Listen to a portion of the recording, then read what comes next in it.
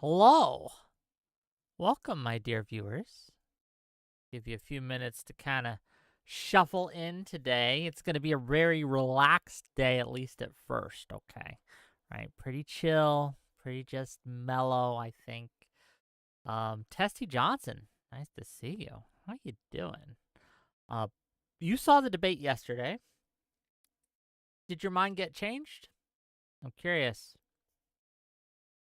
Conservative liberalism. Hello, Dylan Bowser. Welcome, welcome, welcome. Come on in, gang. Have a seat. Pull up a chair. Kick your feet back. Relax. Kick your feet back, kick your feet up. I'm not sure, right? Either way. Both. At the same time. Yeah, we got a few things to talk about before my show tonight. I want to just kind of get through a few things. I'll let more people get in first. I guess I'd ask you all, how are you doing today? What have you been up to? Please, chat, tell me. Tell Daddy Whick what you're going through, and I will listen, okay? I'll listen.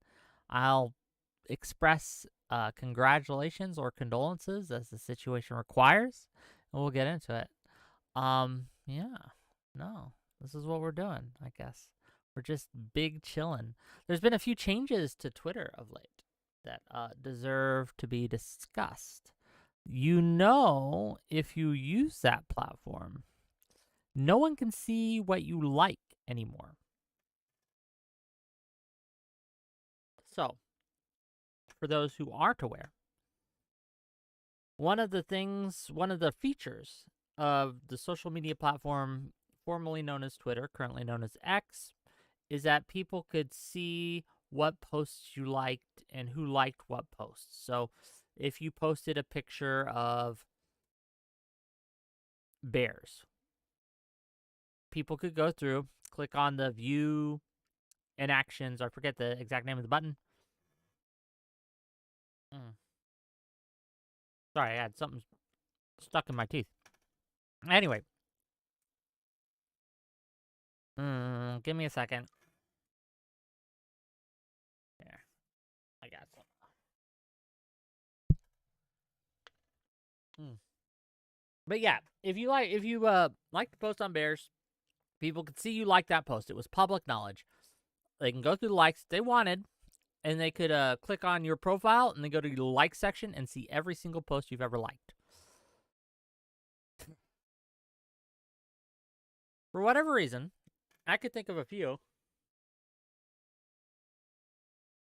They decided to do away with that. So now likes are private. So the only people that can see what you like are the people whose posts you're liking. So if I put a post out, I can see who likes it, but no one else can. Does that make sense? Give me 1 second. I'll be right back. This is bothering me. I gotta get like some floss or something. Hold on. 1 second, gang.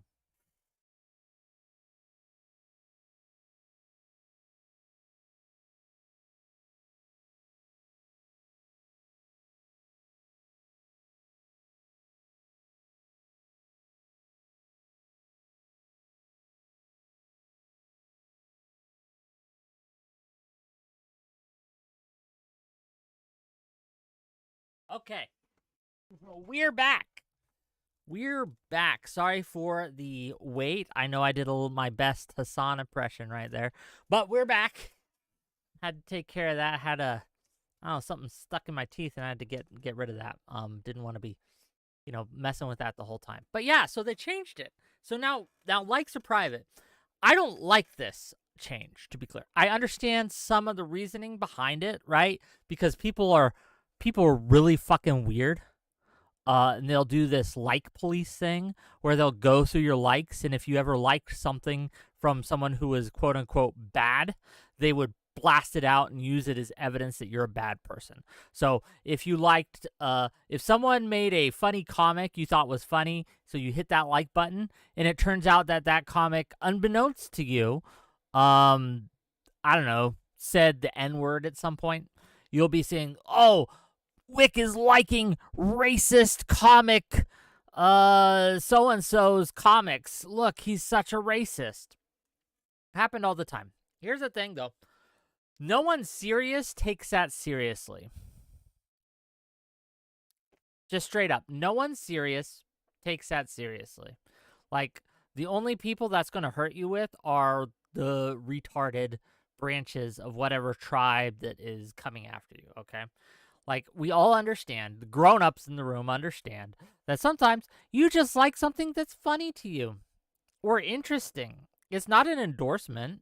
I don't endorse everything every person has ever said whose posts I liked. Of course not. That's silly. Why would I? I like something if under two conditions. I think it's funny or interesting, right?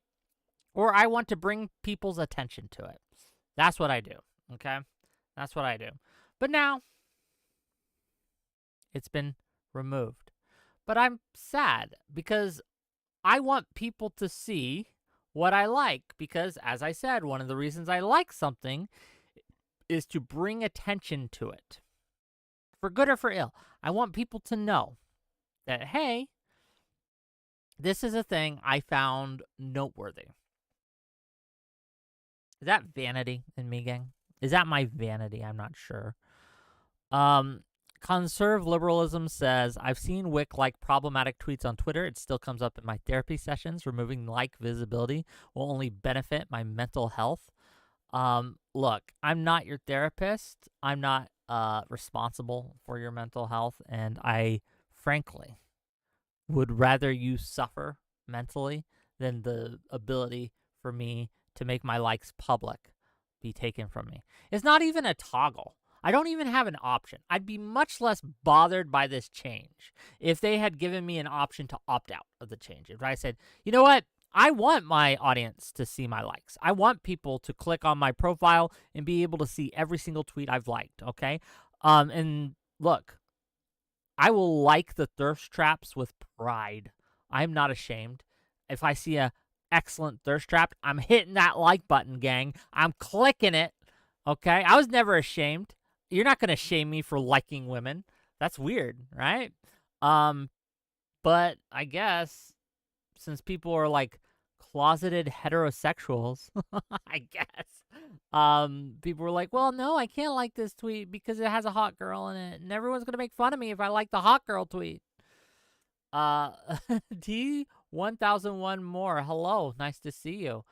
Tessie Johnson says, women are to be celebrated and not objectified. And I celebrated them with my likes. I celebrated them, okay? I rejoiced in them. But now I guess it's private. No one can see my celebration.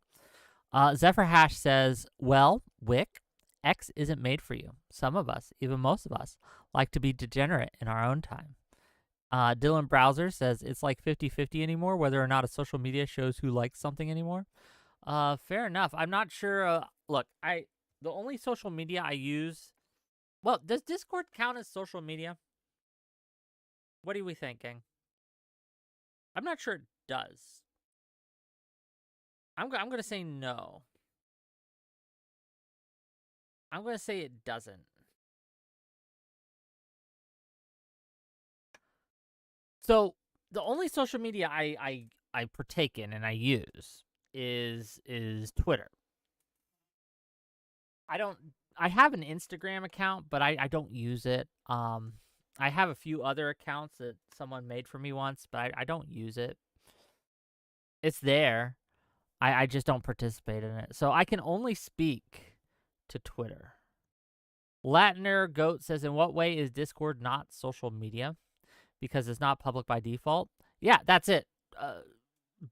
By definition, like Discord is meant as a communications tool. I think first and foremost, it's a way to gather into groups which aren't public by default, which are segregated by default. You have to actually invite people in, whereas social media normally is something which is public by default that you can close off if you wish to varying degrees, but by default it is public. So that's my opinion on that. That's how I would draw that distinction and that line. People could disagree and I might be wrong. I'm not going to die on this hill if it's a stupid definition. If someone could bring me forth a better way to cut this cake and when they're cutting the cake, it turns out that Discord falls on the side of social media or being a social media platform, then fair enough. I just, as it stands, do not by default see it as a social media program or application. That's just me. Yeah. So a few other things I want to talk about before we get to the debate, which is happening in about 20 minutes. And I'm really hoping this debate happens, and I'm not sure it is. Just some little background here. I usually make all my shows, right? I usually produce all my shows. I invite all the guests. I set up the time. I set up the date. I set up the format. I know what's going on, right? I know the topic. This one was brought to me. Alex Kirsh DM'd me last week, I believe, and he asked me, hey, me and Rob Noerr want to debate, and we want you to moderate for us. And we want you to do it on this date at this time. I was like, fair enough. Okay, I can do that. And that's all the information I got till today. And I asked yesterday, hey, is this still happening? And Alex said, yeah, but he didn't say anything else. And I had to push for more information. I had to push, where are we doing this? Am I hosting it? Is it something that's going to be in my Discord? Is this something that I need to prepare a lot of questions for? Do you guys have stuff you want to talk about already? I have some stuff just in case, but I bring this up to say that I'm not the one that's organizing this, so don't blame me if it goes poorly. Just FYI. Roland Stott says, all right, what are we arguing about? Are we objectifying women? Rob's normally good with his time, so it would have to be that he still has a patient. Yeah, and maybe. Like I said, I don't know. I'm hoping it goes well. I have some stuff prepped. The topic isn't mind-bendingly different than I normally do. So it's Trump versus Biden, who's been the better president. But yeah. Can we talk about something else that happened recently?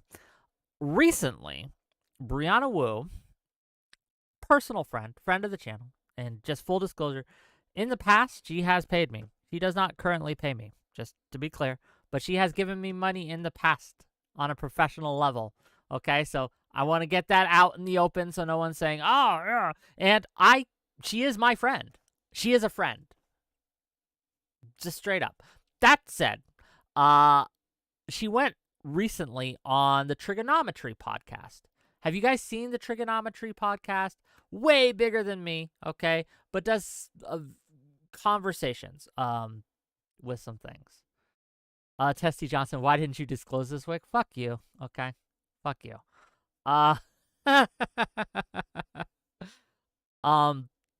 So she went on the Trigonometry podcast. The episode dropped today, and I watched it this afternoon. And I don't normally watch these things, okay? I normally watch other people's shows, but I was very curious because she had been getting shit all week for going on this podcast. People like Socked on Left, people in the Hassan sphere, all these people have been saying, this is evidence that she's right-wing now. This is evidence that she's left the left, quote unquote, that she's abandoned progressivism, values, and things like that. Look, she's going on this podcast to talk about the problems with the left. Oh my God, she's a traitor. String her up, okay? It was pretty bad, like, and I was curious, and look, I talked to Brianna in private, so I know she hasn't left the left. So I was very curious why everyone was saying this. But I was like, okay, I'll see. We'll watch the show. We'll see what happens, and we're going to be talking with her. Me and Josiah from Pondering Politics are going to be talking with her directly about her experience there. We're going to be doing it next week, Thursday, okay? So that's going to be fun. But I'll give you my initial impressions. 90% of that show was fine. I don't agree with everything that was said in that show, but it was fine. It was good. A lot of it I actually do agree with very strongly. I think that she's exactly right when she told the trigonometry people that if we don't get our house in order, we are going to lose to the right. That there are very many extremists on the left that are anti-American, that are pushing for very crazy shit that we need to rein in and get a hold of. That they have, in a very real way, taken power, and it's a problem. However, there are a few things which she said that I think that were disagreeable. Some things I don't agree with. And I'm going to talk to her about that when she comes on the show. She, I think, did a poor job defending Biden's record on Ukraine and on Afghanistan and on the economy. I think she should have, and could have pushed back much harder. I think she was much too polite. I understand why she was. I get it, but you can't. I think it's more respectable to everyone when you stand on your principles with all 10 toes and say, no, this is what I believe. I know you disagree. I know you disagree strongly, but this is what I believe, and I'm right and you're wrong, and here's why. She didn't do that. I wish she had, but we're going to talk about that next Thursday. Didn't she say this is MAGA country? Yes, after committing 20 hate crimes. Okay. Aircraft Sparky says, keep up the good work, Whick. Believe it or not, I'm a fan of your work. Well, thank you. I appreciate that. Dylan Bowser says, Hassan leads his streams more than Brianna has ever left the left, so his orbiter should hold no weight in any conversation. They shouldn't. No, look, I'm agreeing with you that they shouldn't, that none of this should matter. But it does. It absolutely does. When people say that Twitter discourse doesn't matter, they're full of shit. It absolutely does. It drives discourse. And not just discourse online, but discourse in the real world, right? We can look at the protests recently and the blatant anti-Semitism that's been on display, that a lot of people on the left will either outright support, which is horrifying, or they'll turn a blind eye to it. And if you have to turn a blind eye to anti-Semitism so it doesn't hurt your cause, maybe your cause and anti-Semitism aren't as disconnected as you think. Okay, and I think that's a problem. Now, again, not everyone on the left is like this. AOC, you guys remember AOC? Maybe a little-known figure on the left, right? Not a lot of influence, okay? Just some congresswoman, okay? AOC came out recently and said that anti-Semitism at these protests, and I think she mentioned one specific in general, the Nova one. She said, this is not okay. This is not acceptable. This is gross. And these Twitter extremist lefty fucks started going, oh, what a traitor. How dare you say this? How dare you, right? Like now the Fox News is going to use this as a talking point.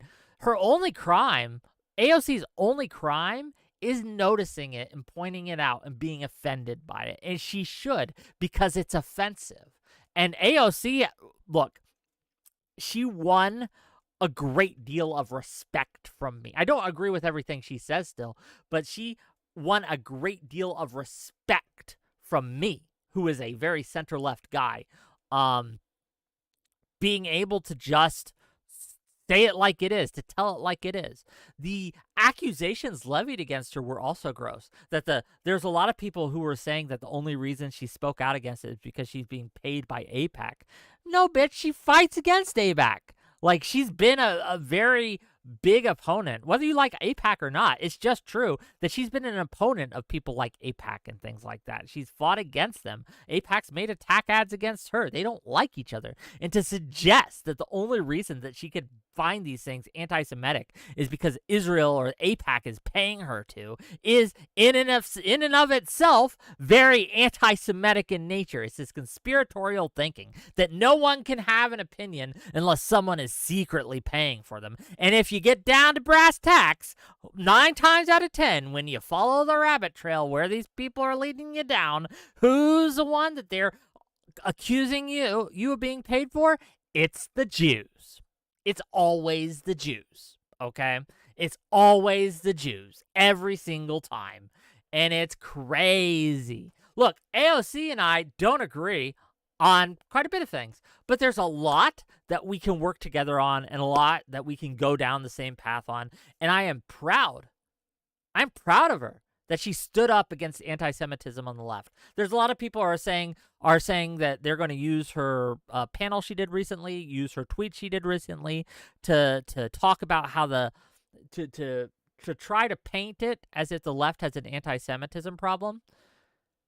No, bitch, we have an anti-Semitism problem.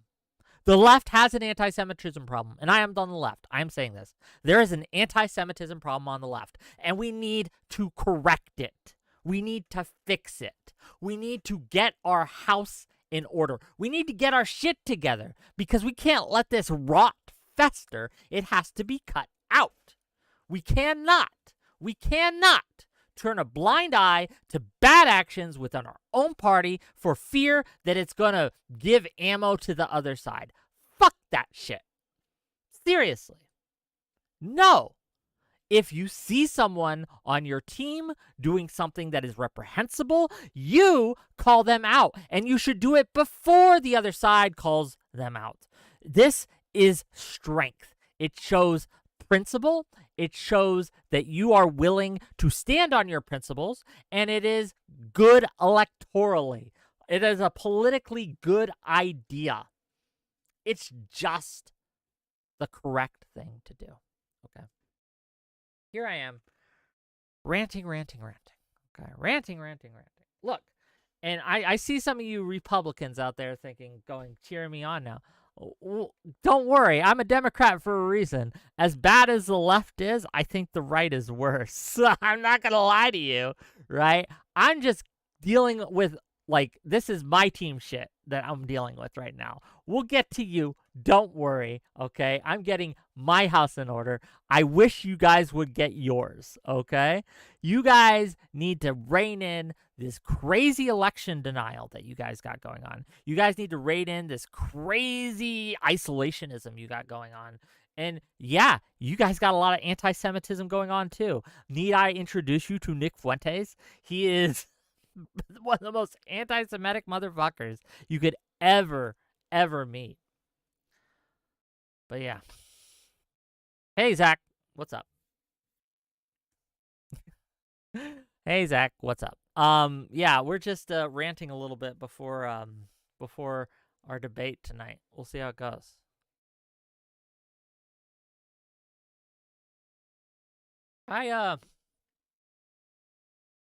Let's while we're here, let's address the progressive victory stuff, okay? So I hope to God you know this by now. I get a check from Progressive Victory. And not to call anyone out, but I'll use his name because why not? Old Man Laundry, I was on Twitter, and Old Man Laundry was talking to Connor, Counterpoints, about his concerns with Jamal Bowman. Lady Mel, Johnson's a troll. Testy Johnson's trolling you. Don't worry about it. Just yeah, the dude who pulled the fire alarm, Jamal Bowman. He's running on his primary.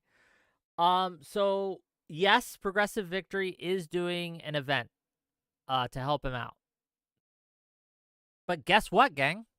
I don't want him to win. I want him to lose. I think I think his opponent's a better choice for the Democratic Party. But you know what is great about working with Progressive Victory? They allow me to say that, and they allow me to have that position, and they may allow me to just not help him, which I'm not doing. I'm not going to the event. I'm not helping him. I'm not. But you know what? I don't get paid a cent less. I don't get paid a cent less. I won't be censored. Nothing's going to happen to me. I won't be fired because, by God, they let me say and believe and do whatever I want. As I have been telling you all for a long, long time, and I don't know why you don't believe me, but no one tells me what to do. No one tells me what to think, and no one tells me who or who not to have on my show or where not to go. No one. No one. Straight up. And if they tried, I would quit or they'd have to fire me. One of the two, because I wouldn't fucking shut up. And if you know me, and if you've watched me for any amount of time, you should know how goddamn stubborn I am. That is pro or con about me, that is just a fact about me. I am one of the most stubborn people you could possibly ever run into. I will die in the streets before I do something that I don't want to do. This is just true. So I don't know, like, this idea that I'm being unduly influenced by dark money has always been kind of risible. What's a risible? Risible? Laughable. Let's say that. Comedic to me. But yeah. Let's see what else. Risible. Oh, risible. I see what you're doing, Waffles. There. I see. No, that's okay. Beer Water says that's exactly what a paid actor would say. Oh, Jesus Christ. No, it's one of those things. Like, I don't say things that I don't believe in, right? Unless I'm obviously steelmanning a point during a debate. Look, if I'm on a debate show and I'm moderating, I will try to steelman each side's point. Okay? That's what I'll do if I'm on a debate show and I'm moderating. I will try to steelman each side's point in order to suss out and to draw out interesting conversation and truth from each side. And by truth, I mean what they actually feel and what they actually believe, where their lines are. But when I am debating, when I'm the one that is speaking for me, I'm just going to tell you what I feel and what I think. And if that offends you, that offends you. I don't know. I don't know what to tell you. Aircraft Sparky says, Whick doesn't really yell at people. He may aggressively discuss things here and there. That's not true. I've yelled at people before, and I'm sure I will yell at people again. There are times when I'm just going to yell at you. It's rare, but it happens. I've done it on this show a couple times.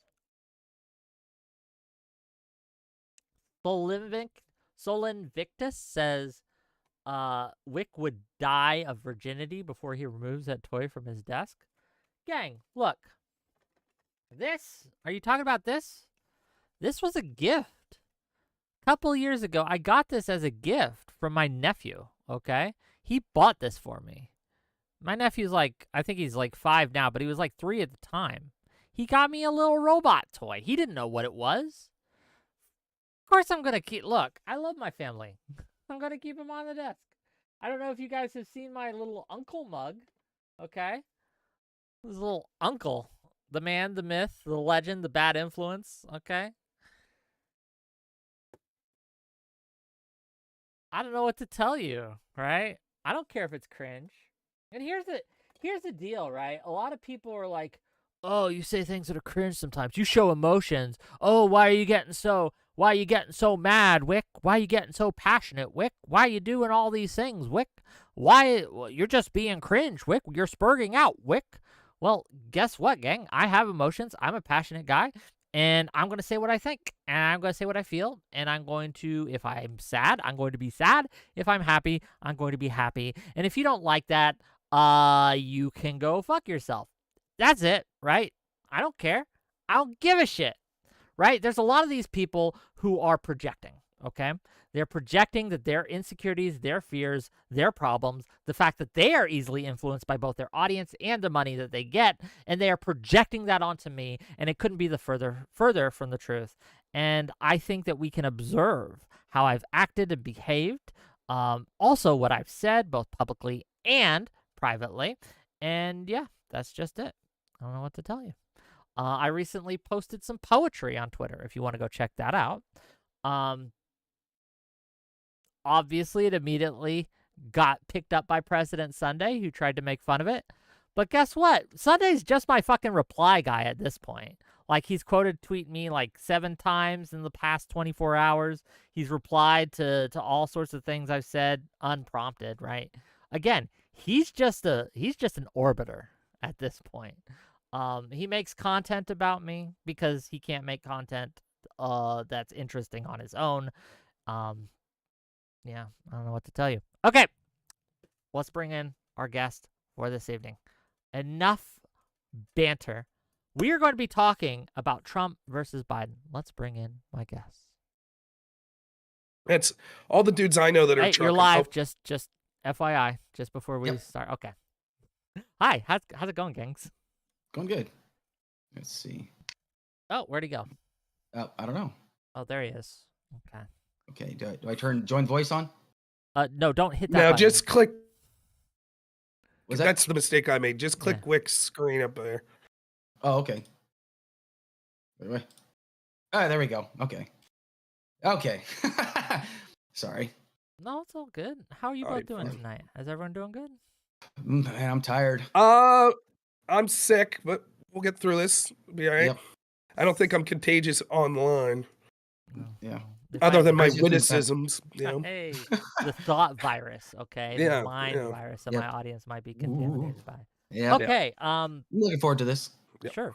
So I was asked, to my audience, okay, I was asked to moderate this debate, and as I understand it, and you can both correct me if I'm wrong, the premise of the debate is who has been a better president, Trump or Biden? So that's what we're going to be talking about. I have a few areas that I think would be interesting to explore, such as domestic policy, foreign policy, and then just overall for the health of the country and the social fabric of America. I think those would be the three interesting places to go. But for the most part, I'm going to let you both kind of guide this discussion, and I will jump in on two conditions. One, I don't understand what you're saying, and I need clarification. And two, if you're both yelling and screaming over each other, or if you've been on a 15-minute monologue and we need to move it along. Any questions before we begin? Yep. Just the same thing as always, Wick. Like if my internet cuts out, it just Starlink has a tendency to do that sometimes. So if I cut out, that happens. That's the only thing I'm gonna bring up. So I'm not like gonna duck out and stuff like that, you know. Okay. Anything from you, Rob? Now, yeah, just quick question. Wick, if you're going to cut in every time you don't understand anything, I think that'll get a little onerous, you know, so no, I'm good. I'll be all right. Okay. No, see, I'm glad that your illness hasn't affected your cleverness. Look, gang, I'll just say this straight up, right? Look, you guys know I'm a Democrat. You guys know I'm paid by Progressive Victory, you know, the progressive evil people, right? But I genuinely like Rob. I think he's cool. But that said, we're going to get into it, and we'll go through it. And again, that counts as my disclosure. I do get a check from Progressive Victory. Everyone knows. Great. Yep. And with that, we are going to flip a coin to see who starts first and call it. Rob, heads or tails? Tails. I believe you. Oh, heads. Okay, I don't know if you can see it. Heads. So what's that mean? So that means Alex gets right to decide if he's going to make okay. the opening statement first or second, just like in football, right? Do you want to go first or second, Alex? Yep. Yeah. Okay. I like I said, it already started. So, Robbie can go first because I'm not gonna have much of an opening statement. So, opening statements. Who has been the better president, Trump or Biden? Rob, lead us. Okay. So maybe I slightly misunderstood the topic. It's okay. We can talk about whatever. It's Trump versus Biden, right? I thought we were talking about who we should vote for in 2024. Basically the same thing, though.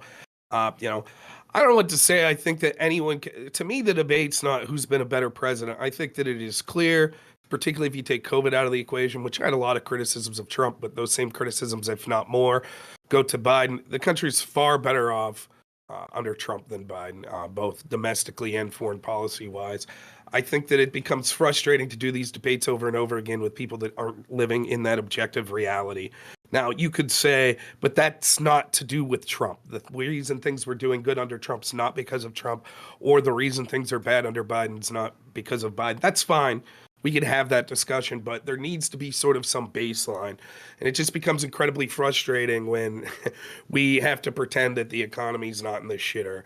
And we can get into the economic debates if we want, or we have to pretend that Biden, you know, one of the things we were told about Trump when we were looking to elect him in 2016 was he was a maverick, a wild card. Foreign policy would be disaster. The world would be on fire. And all of those predictions have come true in the exact inverse. We see that now with Joe Biden. I've been very sick this week, so I haven't kept much up on the news. My understanding is Russia is now sending nuclear submarines near Cuba. We may be involved in another Cuban Missile Crisis soon. So the slow march towards incompetence and pooping his pants is leading Biden to getting us closer to World War III than we've been probably since the Cold War.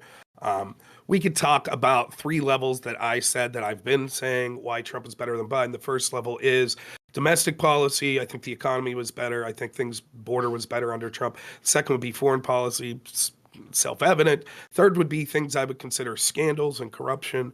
Hopefully we can get into this because to me that's the biggest issue. If we have a system that doesn't allow our vote to count because there are corrupt people that are running it, and I think Biden is part of that system. He's basically a dementia patient that doesn't know where he's at, and so it's really being ran by the people behind him.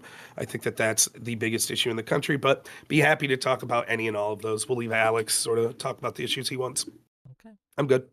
Well, thank you for being here. We'll get into it as we go, and I hope you feel better during the debate. I can tell you kind of going. It's all right. No, Alex, go ahead. Oh, well, wonderful. Devastating opening statement there. You by me. crushed Okay. it. Oh, here's You froze, Yeah, buddy. yeah, I know. It's gonna do that. You know, Starlink is good. Okay. So basically, when I look at it, right, when I look at the differences between like the presidencies, we have to be perfectly honest about one thing. Trump was handed a fantastic economy. He was given a great economy, and he took all the credit for it. And then when he left office, he pretty much left Biden with a predicament. He had a pandemic to deal with, a country that was on its way towards a recession, essentially, but we avoided that recession. Unemployment was skyrocketing, jobs were still leaving and whatnot. And we have to just kind of be realistic about this. You know, we could say like, oh, you know, Trump built the greatest economy, which every expert has actually indicated that's not necessarily true. He had some of the slowest job growth. Like the only president that had better job growth than him was Obama, essentially. But if we're just going to talk about realistic, like why think Biden's been a better president, because when Trump was in office, he complained about how everybody, the entire system was against him. And for 2 years, he had the Republican majority, he had the Senate, he had the White House, and he still complained about not getting stuff done. But the fact of the matter is in Biden's first year, he got the most comprehensive bipartisan infrastructure bill with 45,000 projects underway. Now, infrastructure is one of my top subjects usually. He also got the the Inflation Reduction Act. Now, a lot of people say, oh, it had nothing to do with inflation. Well, actually, in a way, it kind of roundabout did. It talks about like how it created more jobs. It gave more job security for people. A lot of these job opportunities that actually were created, like, for example, windmill jobs were sent to certain areas like where people like Lauren Boebert worked at. Those jobs came to her district, and she tried to take credit for it, especially with the bipartisan infrastructure bill. A lot of people that voted against it said that this was a terrible bill, but then they tried to take credit for the funding, essentially. Foreign policy-wise, I felt it was great that when I'm not okay with the fact that Russia invaded Ukraine, but I think it's just because, and people are going to say, oh, well, why did Russia invade Ukraine? Well, we could probably get into that, but Biden was able to, think before he reacted. He basically united all of NATO and basically denounced Russia for their invasion, their illegal invasion of Ukraine. The only criticism I can have of Biden is the handling of Israel and Palestine. But if we want to get into it, let's go for it. Okay, and with that, I guess I'll start off by asking, maybe this will help in answering the question. Sure. And this is to Rob first. You mentioned that we should leave COVID out of the equation. However, we do have evidence of how Trump handled COVID, and we do have evidence of how Biden handled COVID. So why would it be wrong to compare their handling of this? When I was saying to leave it out of the equation, it's for 2 reasons. One, because everyone was a disaster on it. But I'm happy to bring it up if you like, because Trump was better on it than Biden. It'll be the majority of the debate probably once we get down these roads. I'm happy to do it though. For example, if you look under the same time period like the COVID existed under Trump, those 10 months or whatever, less people died in those 10 months than the first 10 months that Biden was in office. Biden's primary strategy was to use a vaccine that he shit on before he was nominee, said that he wouldn't trust, or implied that he wouldn't trust because Trump was doing it, said the time frame that Trump was suggesting wouldn't work, and then he relied almost solely on that vaccine. Democrats were the ones where Trump sort of took more of a federalist approach and allowed governors to do what they wanted. Democrat governors were the ones that did the worst on it, which were locking down more. It was Democrat institutions or institutions that Democrats cheer for, such as National School Board Associations, etc., that continued to suggest schools be shut down when all available evidence was saying that that shouldn't occur. Now, a study came out this week that said that children are behind decades on their learning, achievement scores, etc. And it's still not improving. Even since the lockdowns have been lifted, something fundamentally changed with these students and the way we did things. And I think you can see that in many people's line of works, including myself, where this work from home mentality that came about as a result of these lockdowns has sort of permeated. And so we're still not in a good position. But I'm happy to discuss the differences if you like. I just thought, because if we look at I think that all of the things I have to criticize Trump for are things that Democrats and people like Joe Biden wanted to do even worse. Let me try it this way then, because I understand that we can go through any one of these points. For you, Rob, where is the brightest line, the biggest distinction between Trump and Biden that you would like to focus on? Well, I mean, corruption would be, if you're, no one wants that debate, but I mean, if you're asking me what I'd want to talk That about, I is want what to I'm talk about asking you. Yes. I would want to talk about how corrupt these institutions are, and Joe Biden's basically just a figurehead of them. But I think that both economically and foreign policy, you can see how the world's on fire. We could look at Afghanistan. We could look at China. We could look at Russia's aggression. I'm happy to look at any of those when it comes to foreign policy. When it comes to domestically, I'm happy to look at COVID policy. I'm happy to look at economic policy. Happy to look at the border policy. I think those are the issues that matter most, and that's not even getting into cultural issues that you see that Biden's, again, beholden to the worst excesses of the progressives. And so, whether it be the crazy Palestinian protesters or, whatever, that's all coming from the Democratic Party. But Alex could take it wherever he wants. It sounds like he wanted to talk about the economy. I'm happy to do that. But Alex, you go ahead, man. You are the one who wanted to debate, so I'll talk about whichever of those issues you want. That's fine. Let's go ahead and talk about Afghanistan real quick, okay? So first things first, okay? When it comes down to the situation of Afghanistan, like aside from we can just, I have no problem saying it was definitely a clusterfuck, but when it comes down to it, how bad it was, what was your biggest criticism as far as the way we left Afghanistan, essentially? They closed Bagram Air Base before we got all of our allies and citizens and equipment back. Okay. So here's the thing, right? When it comes down to the situation in Afghanistan, a lot of people, I actually did a panel about this long before we actually left Afghanistan. Now, the thing is should we have not gotten the troops out before allies? Yes. But here's the thing. A lot of those government contractors, though, were given plenty of notice for them to actually leave Afghanistan. And some of them actually chose not to, essentially. Was it the right decision for us to leave them? No. However, the Taliban didn't harm any of those American citizens, essentially. Now, the interpreters we did have, unfortunately, were actually killed. Now, when people are very critical about the situation in Afghanistan, leaving $80 billion worth of equipment behind, people need to understand that was 20 years of equipment that we left. And that most of that equipment that we could not, take with us, we ended up destroying. The rest of it was supposed to be for the Afghan military. And they're the ones that essentially abandoned it. And that's something we have to take into consideration. But I think the realism about the situation is it's not going to matter. You are not going to be able to leave after 20 years of being in that country and smelling like roses. It's not practical. I mean, we can't even guarantee that Trump would have done a good job, because look at how we abandoned our Kurdish allies in Syria, essentially. Now, I don't want to get into but we can focus on Afghanistan, but it's just, we have to be realistic, is that Afghanistan was such a tough situation because Trump did negotiations with the Taliban without the Afghan government there, and basically says, hey, listen, we made the negotiations. We're releasing 5,000 Taliban fighters who returned to the fight, essentially, and they returned to the fight and they started capturing territory. Now, we tried to help the Afghan military, but Trump saw that there was no way out. And honestly, people think that Biden, we should have stuck around a little bit longer. But Biden stuck to the agreement, and he did make it kind of a ceremonial day and whatnot. But these are some, I don't want to gish gallop into it, but go ahead and give me your thoughts on that. Oh, it's fine. Listen, first, I give Biden, I stand almost alone on this, that I give Biden props for actually having the courage to pull out. I think it's something we should have done years ago. I think that, 16 or 17 generals were in charge of our Afghanistan conflict. Everyone told us it was going swimmingly. Victory was right around the corner. The truth is, victory was never achievable.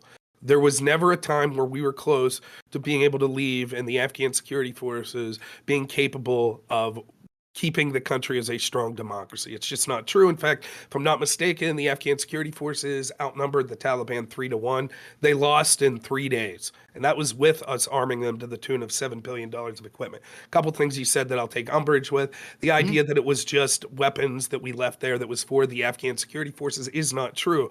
There was equipment there that was not designed to be left, but because the planning was so poor, things like Apache helicopters, etc., that we didn't necessarily plan on leaving there, were left. And now it is true that we also left a bunch of weapons that were for the purposes of the Afghan security forces. However, given that it was the estimates that we're now learning that they knew, the generals in the United States knew that the Afghan security forces would fail, then we should have took those weapons, because we should not be arming the people that we were told we had to fight 20 years to the tune of $7 billion worth of equipment. And if that was because, well, we left it with the Afghan security forces, but we knew they were going to lose within 2 weeks, I'm sorry, that's not sufficient reasoning. And the buck stops with Biden. He's the one who did it. A couple other things you said, like, it doesn't really respond to my criticism of how Biden pulled out. There was a report, for example, in CNN where we had 3 generals or 3 people that were involved in it that were basically told they were picked up in the middle of the night, basically, and sent to Afghanistan. There was literally no plan. None. Biden had no plan, just set him there, was like, cool, now get everyone out in a couple days. And it resulted in a disaster. Not only were there 5,000 to 8,000 Americans that were left behind after we ended up going, but we had to rely on the same Taliban that we were told that we had to be there fighting for security. Now, this same Taliban, when we closed down Bagram Air Base, went there and freed the prisoners, some of which were ISIS. ISIS then killed several U.S. troops and a bunch of citizens of Afghanistan by attacking the base that we were relying on the very Taliban that freed ISIS to protect us from them. Joe Biden then had egg on his face and decided to beat his chest by claiming, we struck back, we bombed ISIS-K. If it wasn't for the fact that we had social media, we would have never found out that it wasn't ISIS-K. He actually bombed an Afghan translator and his family. That's what they did. They killed innocent people and bragged about it. We left 78,000 allies, Afghan allies behind. And instead we brought in 70,000 or so refugees that were completely unvetted, many of which probably have ties to the Taliban. So once more, it continues this tradition in the United States where our rights continue to be subverted, Fourth Amendment subverted through things like the Patriot Act. You can't go on airplanes or anything like that without practically being molested. And yet at the same time, the reason we're given for that is because we're fighting Islamic terrorism. We continue to have basically an open border, or in this case, open flights from Afghanistan, the very area we had to fight in 20 years, with people that we're not vetting just releasing into the country. So it's not the Biden pulled out that's bad. It's the way in which he did it. And it's simple.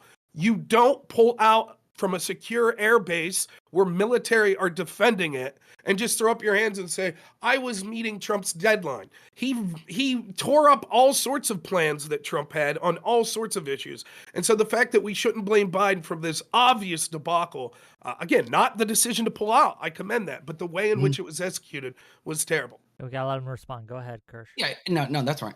So here's the thing. The criticism is very fair. And, yes, definitely, we definitely bombed like the wrong people. I'm not going to deny that whatsoever. However, the thing I think we need to focus upon the fact is that, again, it's not going to matter. You're not going to be able to pull out of that country after 20 years. And yes, the 13 service members that were killed, absolute fucking tragedy. But the thing is, I think I'm more disappointed with the fact that so many people politicized it, but it's politics. People are going to politicize it.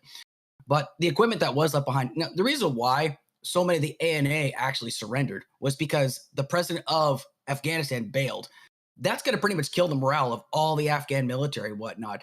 And when it comes down to like us grabbing all of those weapons and, equipment and stuff, the logistics behind that would be an absolute nightmare. Because first things first, even before you leave, right?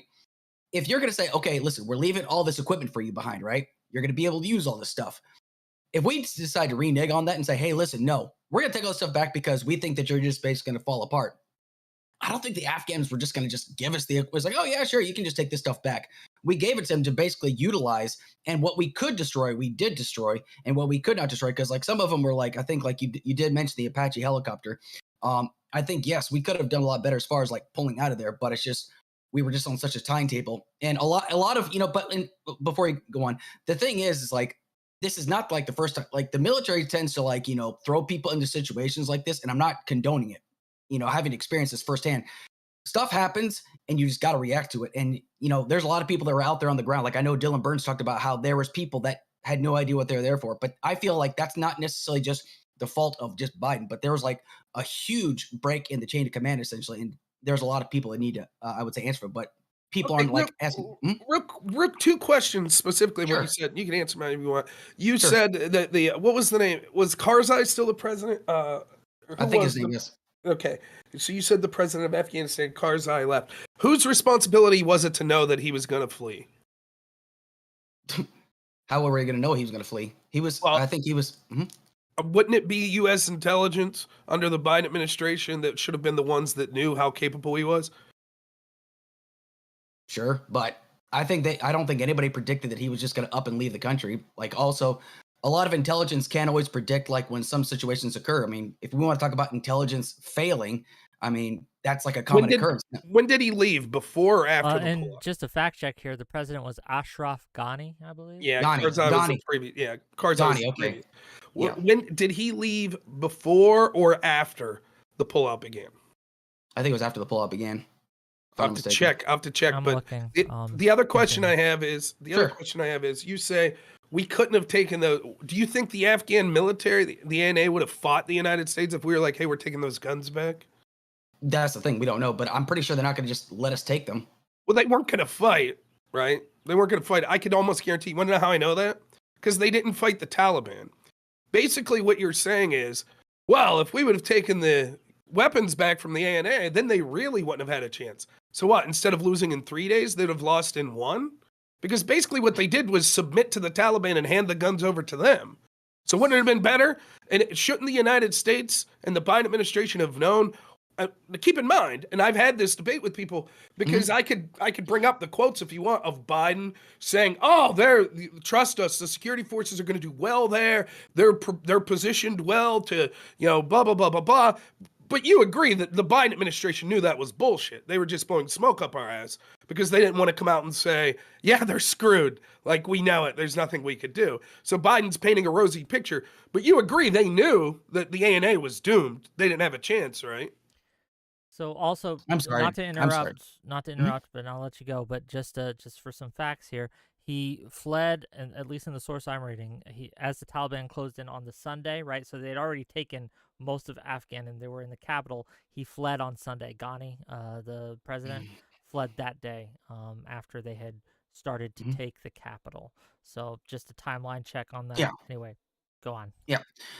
So my only response to that is we're not going to just, I don't think, do I think the Biden administration probably knew? I don't know. I mean, it's possible, but I'm not really going to speculate as to what they did or did not know. I'm pretty sure that because we've been training the Afghan military and the police for like almost 20 years. And like when we say that like the Afghan military is not going to attack, that's not necessarily true. There were times like where Afghan soldiers would like attack soldiers.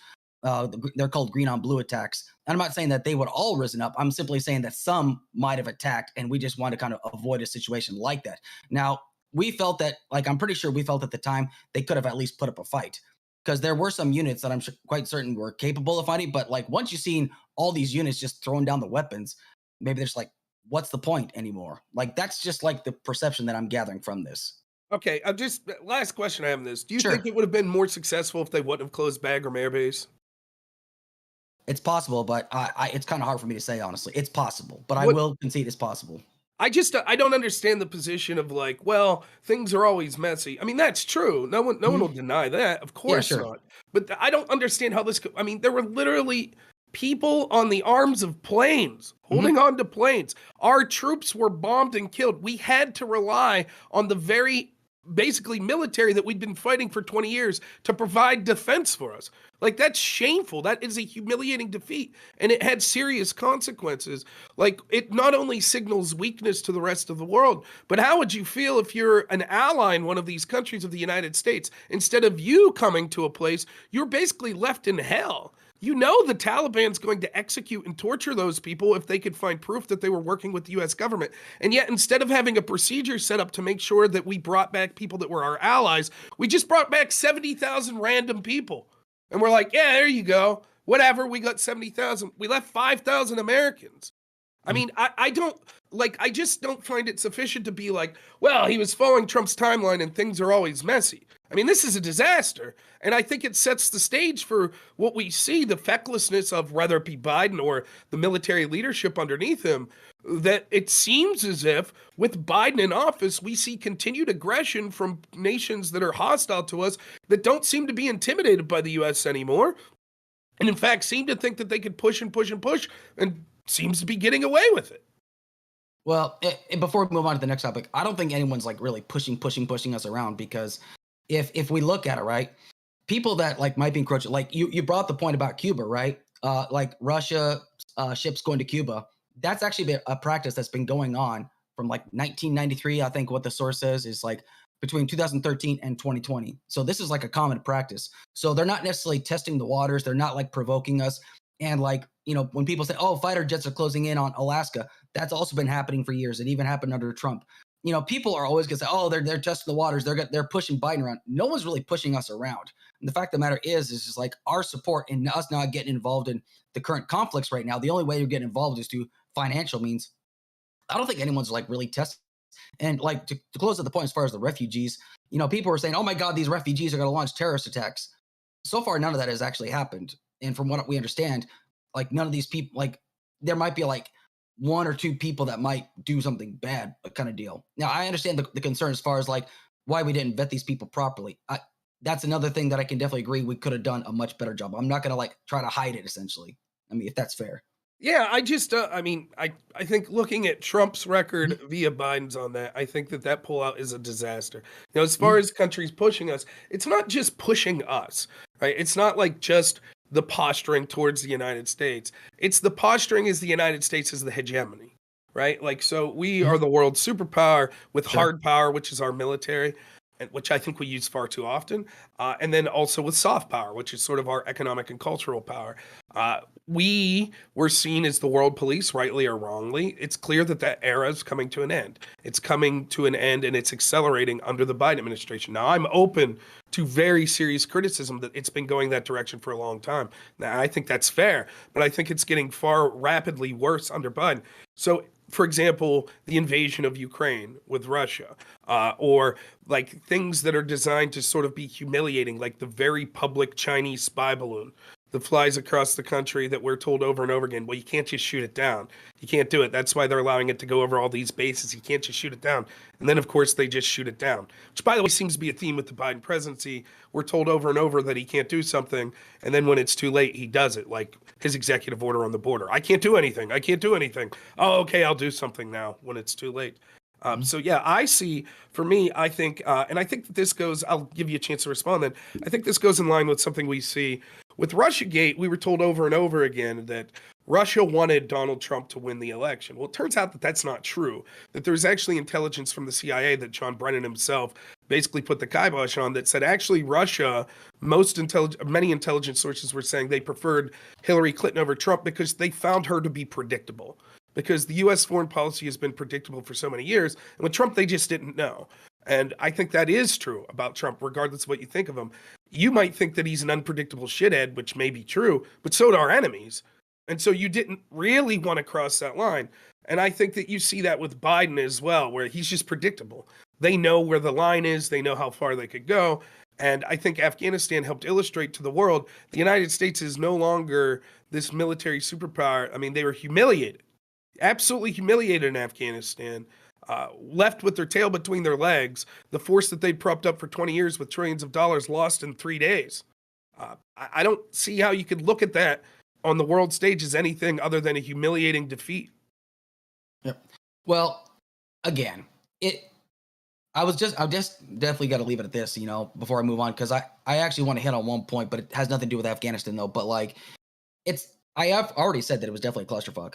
But I just don't know if Trump could have done a better job. Like, but we're never going to know that. It's just because the way I saw how he reacted to Syria and how we just pulled out of Syria like with a quickness. And as a matter of fact, you know, was it John McEntee, who was like his right-hand man, actually tried to type up a memo, because after Trump had already lost the election, you know, this is the unpredictableness that I want to talk about with Trump, though. It's just like he wanted to pull all forces out of Afghanistan and out of all the Middle East with so John McEntee actually drew up a copy and pasted memo and took it to Donald Trump without consulting any of his advisors, the Joint Chief of Staff, the acting Secretary of Defense, the acting Secretary of the Army, all of his military advisors, people that actually specialize and actually have an understanding about this.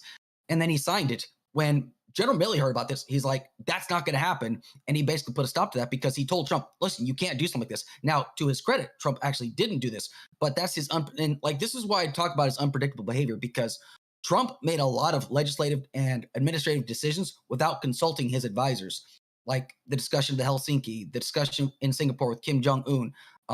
He made a lot of decisions of pulling out of Syria without consulting his Secretary of Defense, Mattis, at the time. And that's one of the reasons why Mattis actually left, was because he's making decisions without consulting his advisors, essentially, which is dangerous. I mean, you can't just make rash decisions because I'm the president, I can do whatever I want to. Wouldn't you say that's kind of dangerous?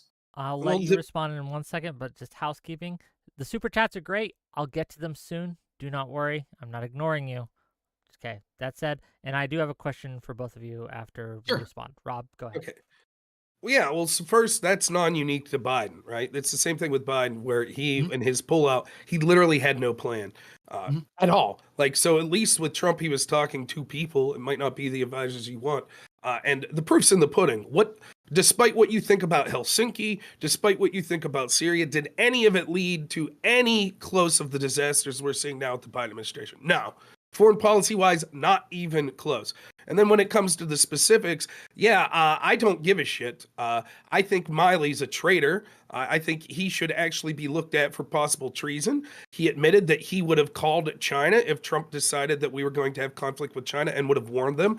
That is treasonous to our biggest geopolitical rival, that he would have aided them if it came to a military conflict between the two nations. So I don't care that the same people, for example, you say, oh, these advisors, you have to consult them. They know what they're talking about. Right. The same advisors that had us in Afghanistan for 20 years, 17 generals that told us that we were kicking ass and everything was going well. These advisors have lied to us over and over again. The people who have ran these military-industrial complex. They're the ones that told us we needed to go into Libya. How's Libya look now? Terrible. Far worse. It went from a nation that you might not have liked Gaddafi. I was no fan. But it was a nation that was leading Africa in literacy and home ownership to now there's open-air slave markets. That's the glory that we did. We've had similar stories of tragedies in places like Iraq. As far as Syria, the very people that were encouraging the United States military presence in Syria were ignoring the signs of how that was pissing off countries like Russia, that we had military stations so close to their country and one of their greatest allies. This whole story of us having a military in Syria made no sense whatsoever, because we were supposedly there to fight ISIS, but we were aligning with Al-Qaeda and al-Nusra in an effort to fight ISIS. We were also fighting Assad while we were there. We were told that we couldn't leave because our ally, the Kurds, would have genocide committed on them by our allies, the Turks, where we stationed nuclear weapons. It's a shit show. It's the constant same old bullshit of the United States needs to have military presence in all these countries, axis of evil bullshit that we've been lied to over and over again. Now, should Trump consult with experts more? Sure, I don't mind that criticism, but most of the things I think were bad when it comes to foreign policy or with COVID policy of Trump's, because he trusted the experts like Dr. Fauci too much. Okay. So now, I don't think, especially when we could see the end results, I'll just ask you a yes or no question. Foreign policy-wise, is the world in a better, more stable place today or when Trump was president? If I'm going to be realistic, no. I mean, I'm not going to...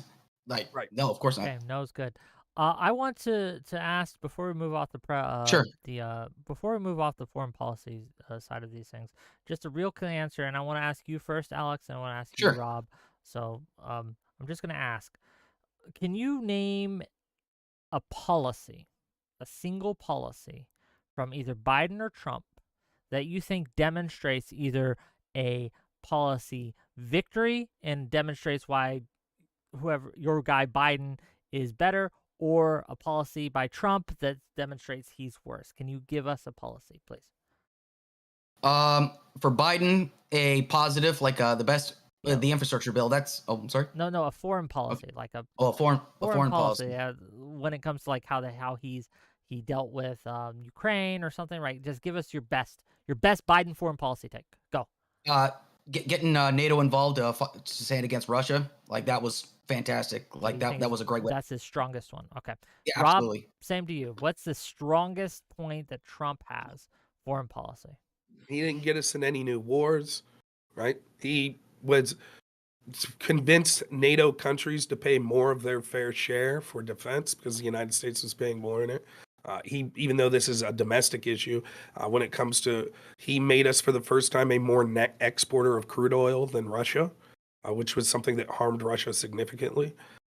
So all of those things, his posture foreign policy of basically coddling up to dictators with nice words, but then being aggressive to them, particularly with economic policy, actually kept things in check far more than we could see. And I would disagree heavily with sort of NATO's involvement in Ukraine, which I think is a disaster, particularly for the Ukrainian people that are going to suffer the most because of that.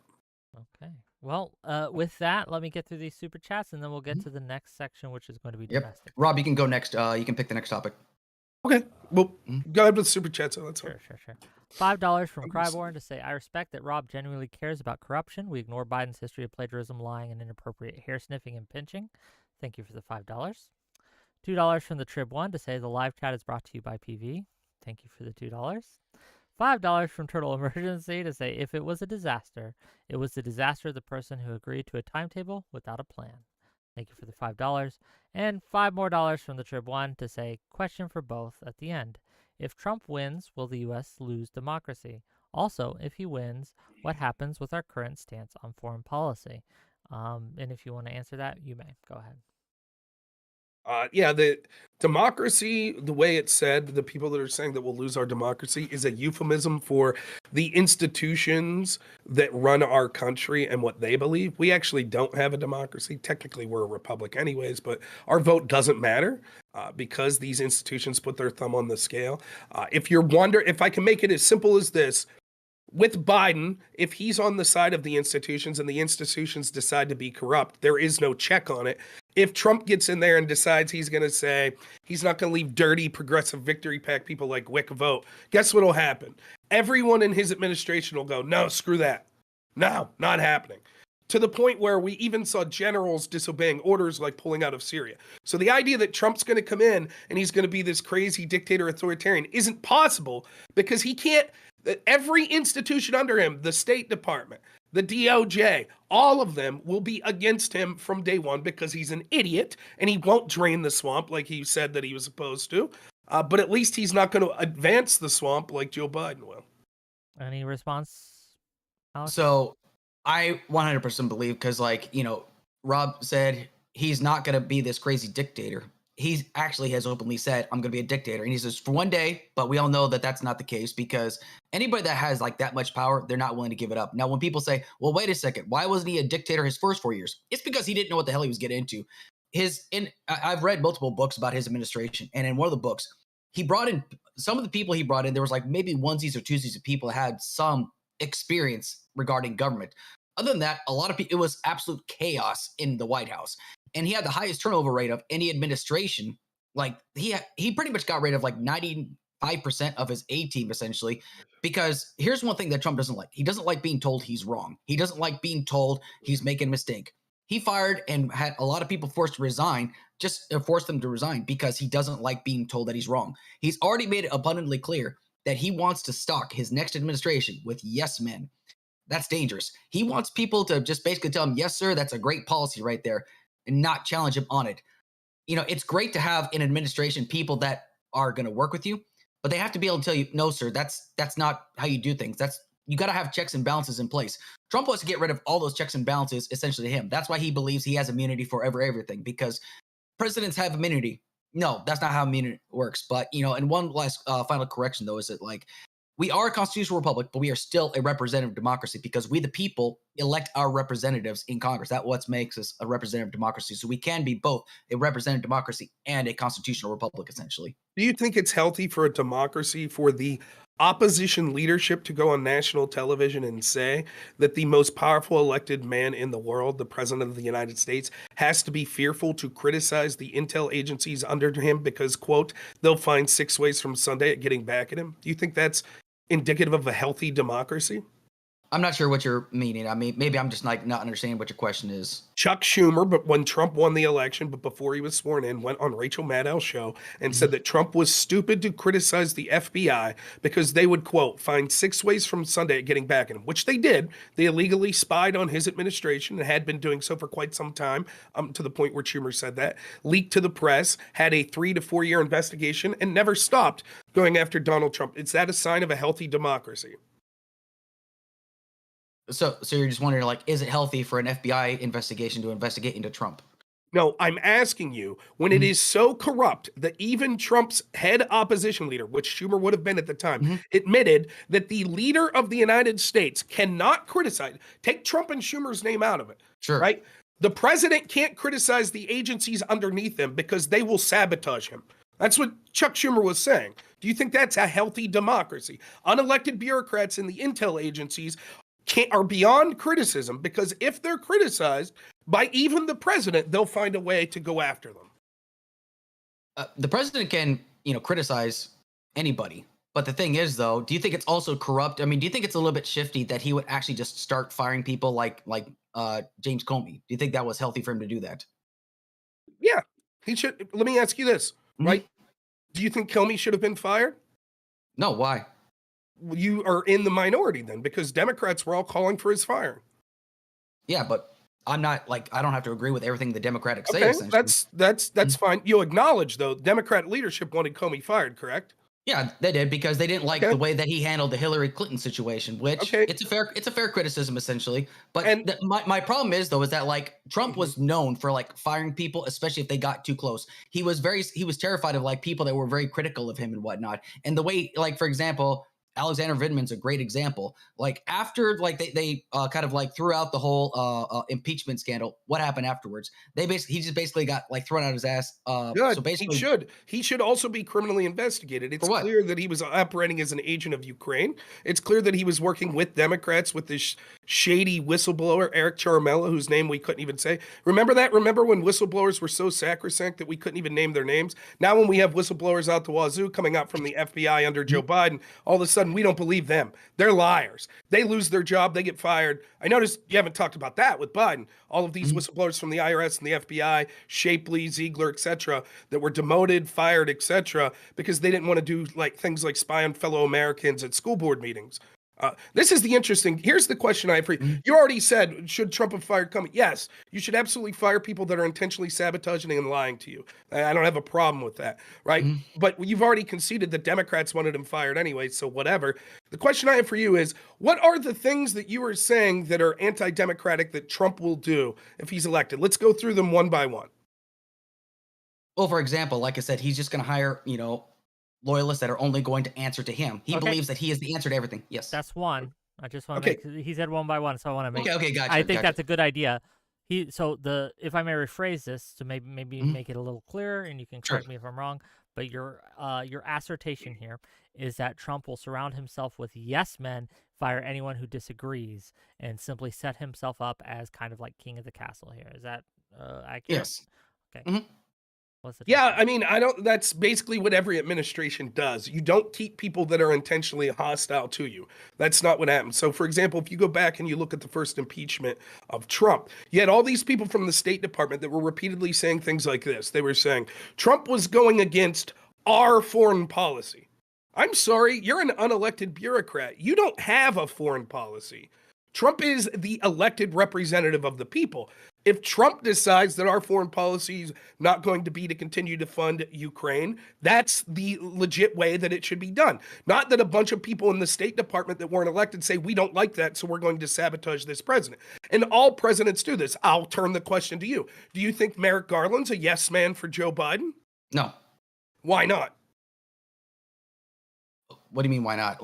Why is it? Can you give us an example of where Merrick Garland has worked against Biden or disagreed with Biden publicly or overturned something that Biden said he wanted? Anything like that would be evidence that Rob here is wrong. Well, he hasn't done. Well, okay. So are we just talking about any specific cases essentially? Because give us what you got. Yeah. Well, for example, at any point, Biden could actually have him have Merrick Garland reach out to drop the investigation into his son, Hunter Biden. That has not happened, actually. As a matter of fact, the Department of Justice is actually investigating other Democrats. They're allowing his son to go through his investigations and whatnot. Biden at any time could say, hey, can you do me this favor and, just have all these charges dropped. He hasn't done any of that. Merrick Garland is continuing to do his job in the Department of Justice, and he's following suit with that. So I would say he's definitely not a yes man. Well, that's not true. So one, it is technically true that Biden could snap his fingers. He could pardon them, right, if he wanted. The problem is it would look bad for him politically to do so right now. And it would certainly look bad politically. And so when you're looking at the end goal of maintaining political power, although it's true that technically a president, which is funny because you're misrepresenting the idea that Trump has immunity, right? It is a constitutional argument as to whether or not you could criminally prosecute a president. It's not one that I'm in favor of, but it's not as ridiculous as people are saying, because the argument then becomes, well, then can we go back for the crime of, say, murder and charge Barack Obama for the extrajudicial killing of an American citizen overseas, which happened? Are we allowed to charge him? And there seems to be a scholarly argument, like there has to be some sort of threshold that says, like, probably not a good idea to charge presidents 60 years in the past for stuff like that. Now, maybe that differentiates for like some crime you committed, like, cocaine usage or something like that that's outside the scope. But that's sort of the judicial argument that's being brought forth. That's sort of an aside. Anyways, the point is, no, it's not feasible to do what you're suggesting. Instead, what we see is Merrick Garland acting as the weaponization of the Biden administration, literally going after whistleblowers, parents at school board meetings, groups like Moms for Liberty, going after members of the press, going after pundits that are on the other side. And even when it comes to the Hunter Biden case, what we see is we have whistleblowers that repeatedly had to come out and say that the Hunter Biden investigation was intentionally sabotaged from the get-go. And then only when a judge spoke up about the sweetheart deal that Merrick Garland's DOJ tried to give Hunter Biden did they end up getting pie on their face, and they had to charge him with anything. And so they specifically chose to charge him with the one crime that couldn't be connected to Democrats or to Joe Biden, which was the crime of being high while having a gun, actually the one crime that I think shouldn't have been prosecuted, as opposed to the litany of obvious tax and FARA violations, because had he been charged with those, the question would have been, Hunter Biden was illegally lobbying to who? And the answer, of course, is his father, which is why Merrick Garland's making sure those charges aren't brought. Indulge me for a moment. Do you think Trump should pardon or promise to pardon Hunter Biden? No. I think Trump should. Even though you think that the charge brought against him was bullshit, and the one he was convicted for at least right. I think bullshit, that most of the charges, I think almost all the charges brought against Trump are bullshit. And it's just like cancel culture. We told the left over and over again, if you keep going down this road, things will get ugly. The left didn't care. And so now the only tool effective to fighting the left is to engage in cancel culture from the right. The same is true with lawfare. Until Democrats face the same consequences that they have weaponized against their opponents, it will not end. Okay. Well, I really want to challenge on that. You said that Merrick Garland went after parents at parent-teacher conferences. Yes. I actually looked into that. Ted Cruz made this false assertion that that's exactly what happened. That wasn't the case. The reason why they did an investigation into parents at parent-teacher conferences is because there were school administrators, there were superintendents, there were teachers that were being threatened and beaten, you're obviously going to have to investigate a situation like this. Now, they spoke to all the school districts and all the attorneys general and whatnot, and they basically went through the process and say, hey, listen, we're not going to target people about this. Now, they kind of expanded upon that memorandum, essentially saying, listen, we're not calling people terrorists, essentially. We just want to make sure that parents aren't calling, because this is a common occurrence. There are parents that are threatening school board members. There are parents that are threatening to bomb libraries and stuff like that, all because of books, essentially. That's a dangerous situation, and you have to take those situations seriously. Wouldn't you agree to that? No, I don't agree. I think you're misrepresenting this. I'll tell you. I think you're misrepresenting the situation. So let's start at a baseline. One, would you agree there are things that we could consider crimes or inappropriate behavior that don't rise to the level of the FBI getting involved? Threats, I definitely, especially terrorist, not terrorist like this, but dangerous threats that could involve can you give us harm. an example of one real quick, just so we know what we're talking about? Me? No, Rob, you said, do you think that there are... for example... of when you think you shouldn't rise to the level? Yeah, sure. There's a brawl at a football game outside of high school. Should the FBI get involved? No. Okay, right. So what was the rationale when Merrick Garland was in front of Congress and he signed off on that memorandum? What was the evidence he gave? Because you're saying a bunch of stuff here. I want you to give me the evidence that Merrick Garland gave in front of Congress why he signed that memorandum. Go ahead. Yeah, I got to pull it up real quick. So from what I understand, like, he said two things. Mhm. I could tell you if you want me to. Okay. And you could say if you disagree. He said, one, the letter that was sent from the National School Board Association, right? And that's the one that said, use the Patriot Act, you know, the one I'm talking about, right? That said these were domestic terrorists, these parents. Correct? Yeah. That's one. That's what the letter said from the National School Board Association, to use the tools of the Patriot Act, correct? Garland's member never labeled parents speak at school as domestic terrorists. That I'm looking at it like right now. That's not what my question was. My question was, when Garland was asked, why did you put this memorandum out in front of Congress? He testified in front of Congress. You acknowledge that, right? He was asked, what was your reasoning for this? He gave two answers. The one was this letter that came from the one of the National School Board Associations, correct? Yeah, just that letter said that they should use the Patriot Act to treat them like domestic terrorists, correct? But they weren't treated as domestic terrorists, though. That's the I thing. understand, but what you're doing is you're saying, but Garland said don't treat them as terrorists. I'm saying that was one of the rationales. This letter said treat them like terrorists. That was one of the rationales, correct? That letter. From the National School Board, to be clear. Okay, right? You don't have to answer. That's fine if you can't answer. The other rationale that Merrick Garland gave in sworn testimony in front of Congress was, and I'm quoting, news reports that I heard. When he was asked what specific reports, he couldn't give a specific report. That means the only indicative evidence that we have is this letter from the National School Board Association. Now, you're right that this letter did cite examples of violence and crimes. Here, I looked into this too. You know? Okay, here's some of the examples they used, right? They said that there was a school board meeting where people were yelling Nazi slogans. Whoa, sounds bad, right? A bunch of Nazis. I think Moms for Liberty was doing the Nazi slogans. I don't know about the PTAs though.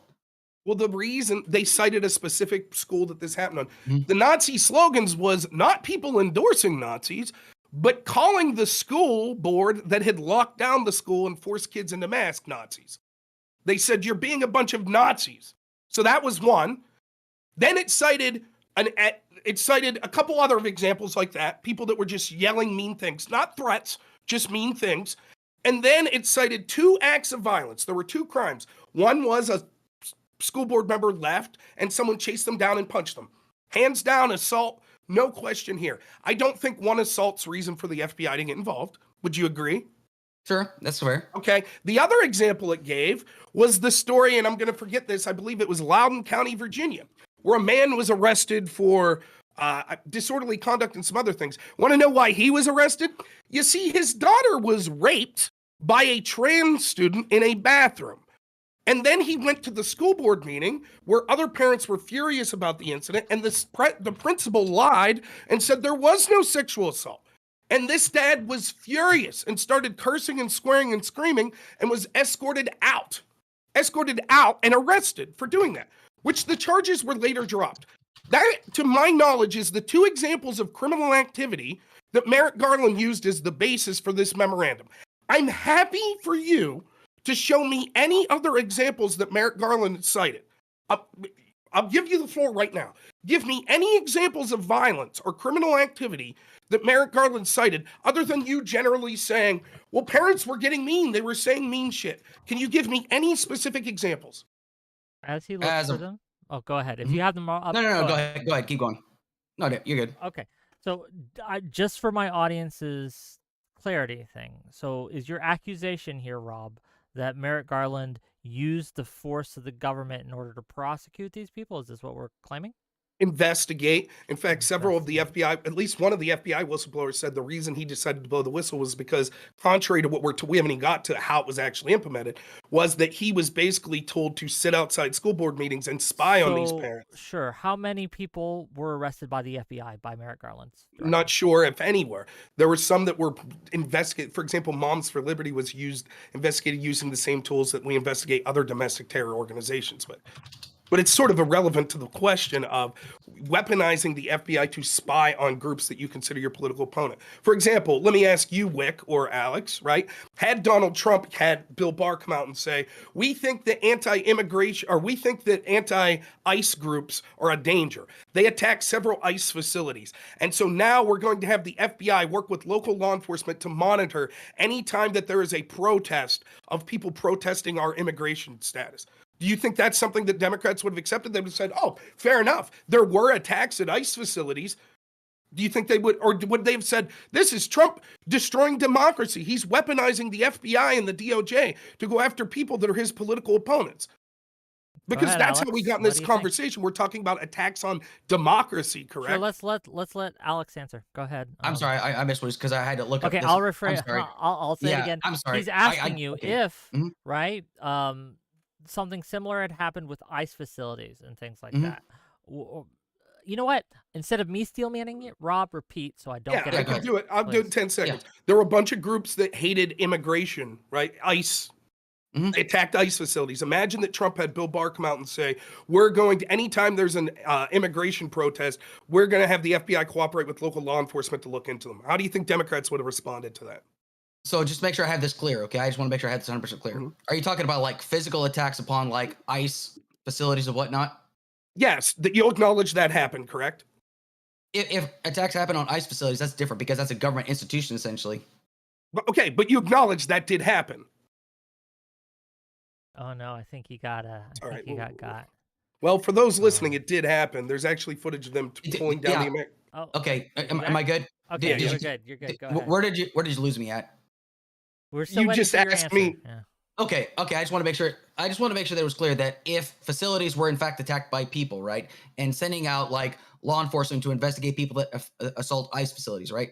That's not the question. The question is they use that as a precursor to say we're going to put out a memorandum that says the FBI is going to be cooperating with law enforcement to monitor all protest against ICE, even those that didn't result in violence. Going forward, because there was violence at this one, now we're going to monitor all of these people. You think that would have been acceptable? If I'm going to remain consistent, yes, I would actually. Do you think Democrats would have said that was an attack on democracy? Probably not.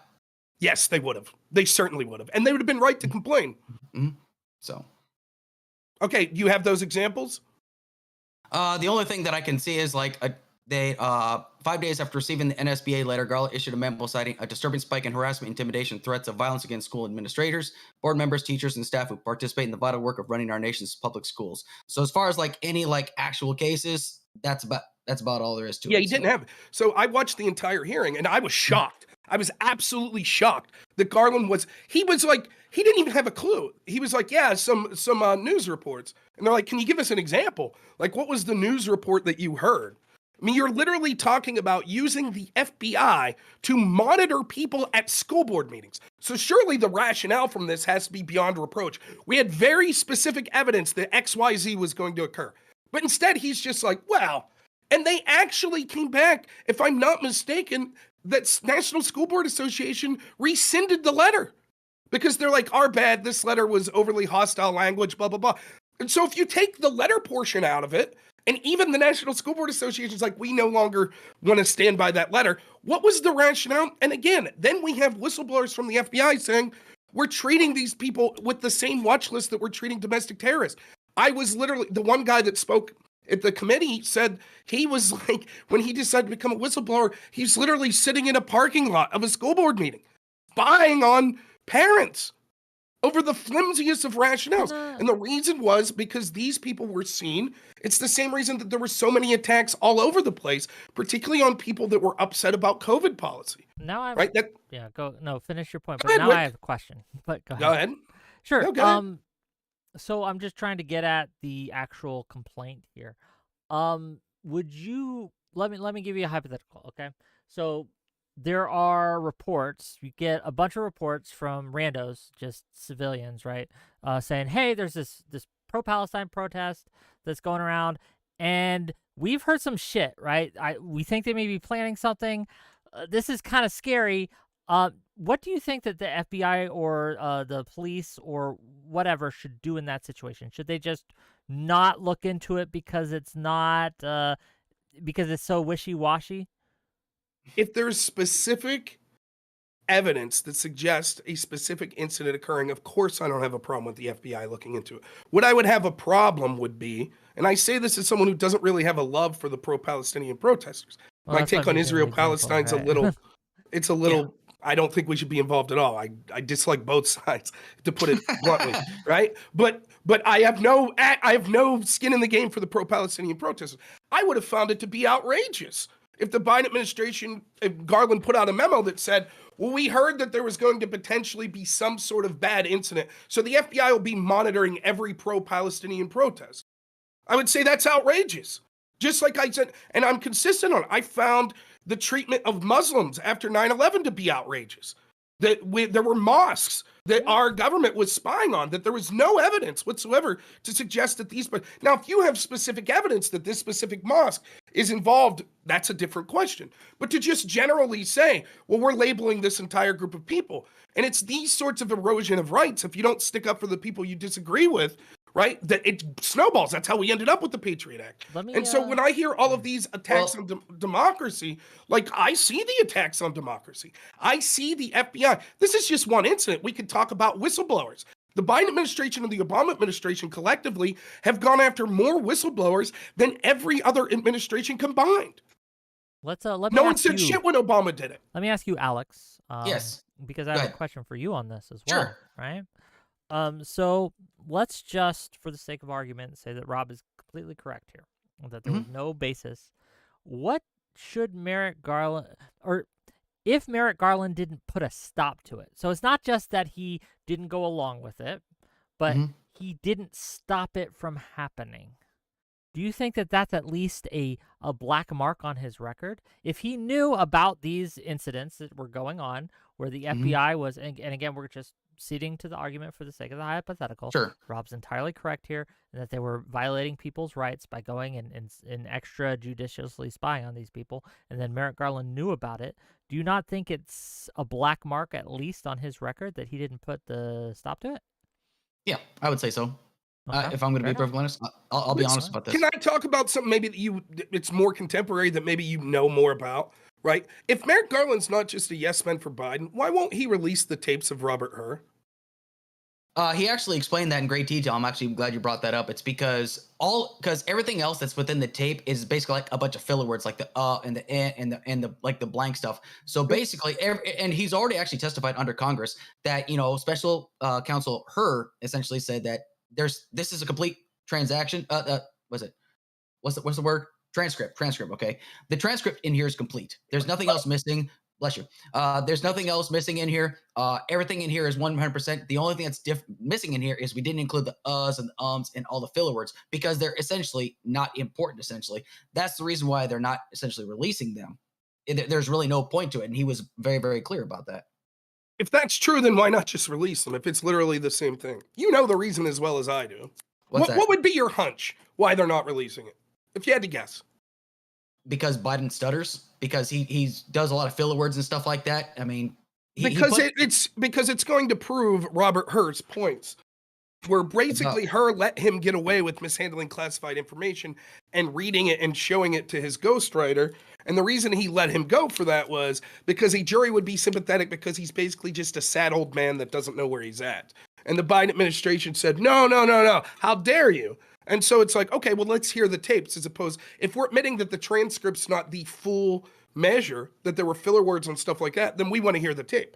What we're told by the Biden administration is, believe it or not, Joe Biden's the smartest, sharpest person in the world behind the scenes. When you see him, he looks like a vegetable. But trust us, behind the scenes. Okay, then let's see behind the scenes. If the best argument you could have for why Merrick Garland's violating a subpoena as we speak, the best argument you have is because the information released would be the exact same as what's already been released. That doesn't seem to be a reason to violate a lawful congressional subpoena. Don't you think they're kind of reaching though? Like if they find, okay. I mean, we can disagree about that because like if they actually end up listening to the entire like tape and it's found that it's sufficient, they basically wasted all that time for nothing, wouldn't you say? No, I think that if it shows. If this tape, which the American people have a right to hear, and certainly Congress has a right to hear it, shows that Biden has a dementia problem going into this election, we all have the right to know that.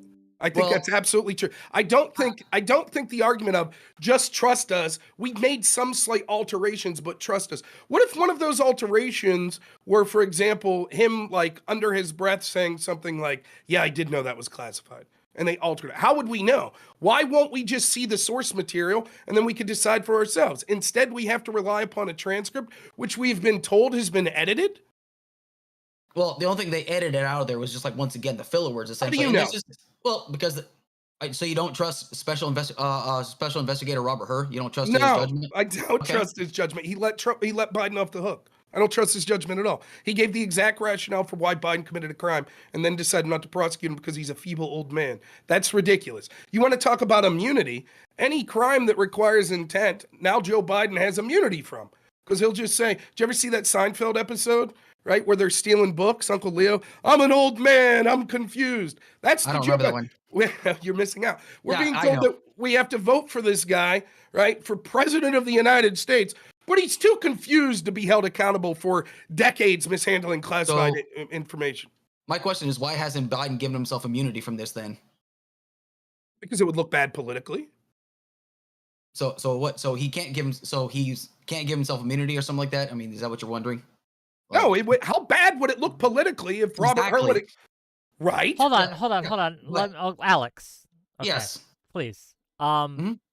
You understand, hopefully, Mm-hmm. how there are political considerations to be had Sure. here, and you can cede to at least one possible reason that Mhm. Biden would not pardon his son or give himself immunity or any of that would be because it would, quote unquote, give away the game. Now, Sure. to be clear to my audience, this isn't something I believe, but it needs to be addressed, right?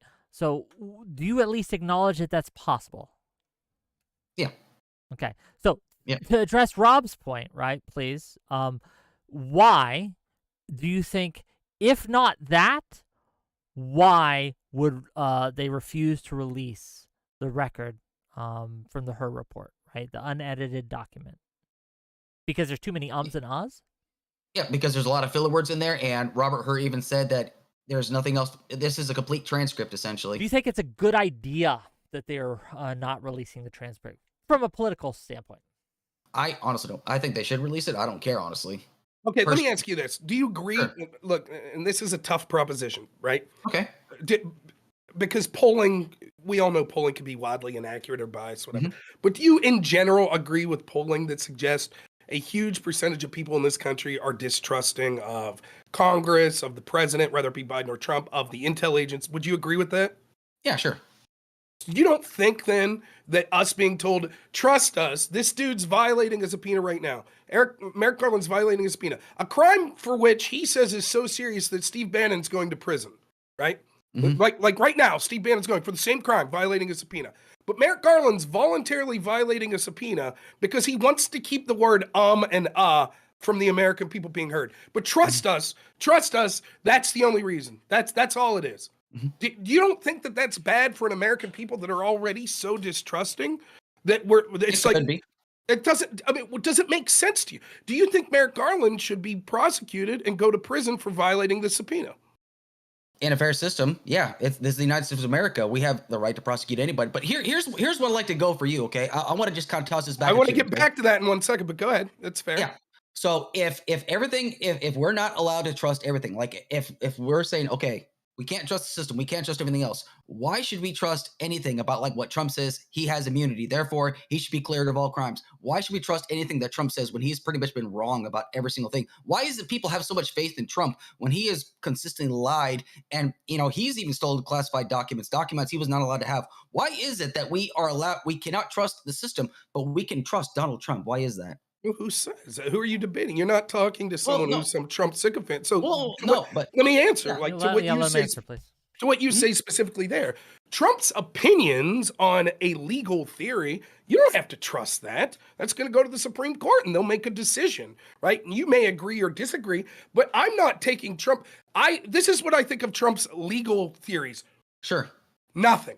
They mean next to nothing. Now, his lawyers that may be making these arguments, perhaps they have more credence with me, but Trump's just argument, I'm president, I can do whatever I want. I don't care about that. The idea of why should I trust Trump with anything? I don't. In fact, that's why I want a government that is filled with transparency. I don't trust anyone. I don't even trust myself 10 days from now to make, I don't trust myself tonight to make the right decisions. Like, I want a government of transparency where the American people knows. Now, I understand it can't be every little government secret. I get that. Sure. But the idea that, like, I want an open and honest government, my issue is that I see the government is not open and honest, and it has grown to such mammoth proportions that the American people's voice no longer matters, and it's currently engaged in a double standard against anyone that they see as potential outsiders, which is why they didn't like Bernie Sanders in 2016, which is why they didn't like Trump. Not because Trump's some saint that I trust everything he says. I think Trump's done a lot of things that are terrible. I criticize Trump in ways probably more effective than many, many, many of the left-wingers. I personally wanted Vivek Ramaswamy or Ron DeSantis more than I wanted Donald Trump. That's who I wanted. So I don't just take, well, whatever Trump says is good. I don't believe that. But I want to go back now. We can come back to this if you want, but just real quick to put a bow on this, right? If you say in a fair system Garland should go to jail, you do realize he's not going to go to jail. So doesn't this disprove your whole argument that he's not just a yes man for Biden? Because he's definitely not going to send himself to jail for violating that subpoena. So you would acknowledge that means it's not a fair system. Not a fair system. That's basically your question, right? Correct. If you said in a fair system, Garland would go to jail. He ain't going to go to jail. Garland's not going to send himself to jail. And so would you acknowledge that means he's not going to? Yeah, hold on. Let's back up a moment, please. Yeah. So what do you mean by not yet? Well, here's the thing. Like, he's not going to send himself to jail. Like, any rational person knows this, right? But, however, Congress can hold him in contempt of Congress, essentially, correct? Correct. And they can also, like, subpoena him. And what Steve Bannon, but Stephen Bannon is also not in a position. Do you think that should happen? That's the question. Oh, do I think it should happen? Do I think Merrick Garland should be sent to prison if it's proven, that he's a violent subpoena? Sure. He was voted. They voted for contempt today. Mm-hmm. Okay. Yeah. That's it. So he should go to jail, right? Yeah, sure. I mean, and if he doesn't, that shows there's a double standard, correct? Sure. I can agree with that. Okay, that's my whole argument when it comes to corruption. We keep talking about this, or we can move on to domestic policy. Let's move on to domestic policy. I'll take that win. You just conceded that there's an incredible double standard in corruption. Well, it's like that for pretty much every system. But let's move on to because I don't want to get in the weeds of that. So anyway, I'm sure you don't. Oh no, that's fine. That's fine. No, what do you feel about like for example, like the bipartisan infrastructure bill? How do you feel about that with Biden? Do you think that's a good program, or do you think it's kind of a crappy program? I think that I feel the same way I do anytime there was a bill like this under Trump or under Obama or under Bush. We're told these amazing things will happen when we spend billions upon billions of dollars, and trust us, it'll go to important things. And then all it ever seems to do is go 10% to where it should, and the rest of it goes into the pockets of wealthy people, which usually results in a transformation of wealth from the poor and working class to the upper class, and inflation occurring. That's what happened I'll criticize Trump right now. It's what happened under the CARES Act with Trump, all of the massive stimuluses we had with Trump. Now, Democrats, as I said, my criticism of Trump is Democrats wanted that more. They wanted even more spending, which would have led to an even bigger transfer of wealth. So, yeah, in theory, is it a good idea to spend money on infrastructure? Sure. Is that something the government should be doing anyways? Yeah.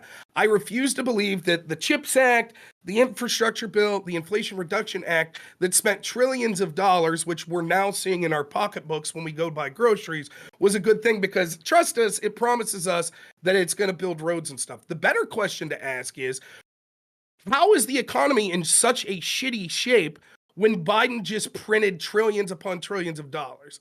If you gave me $5 trillion and said, okay, Rob, can you make people's pocketbooks look better temporarily? I'd be like, hell yeah. Easy, no problem. And yet somehow Biden spent all of this money, and this is what we see?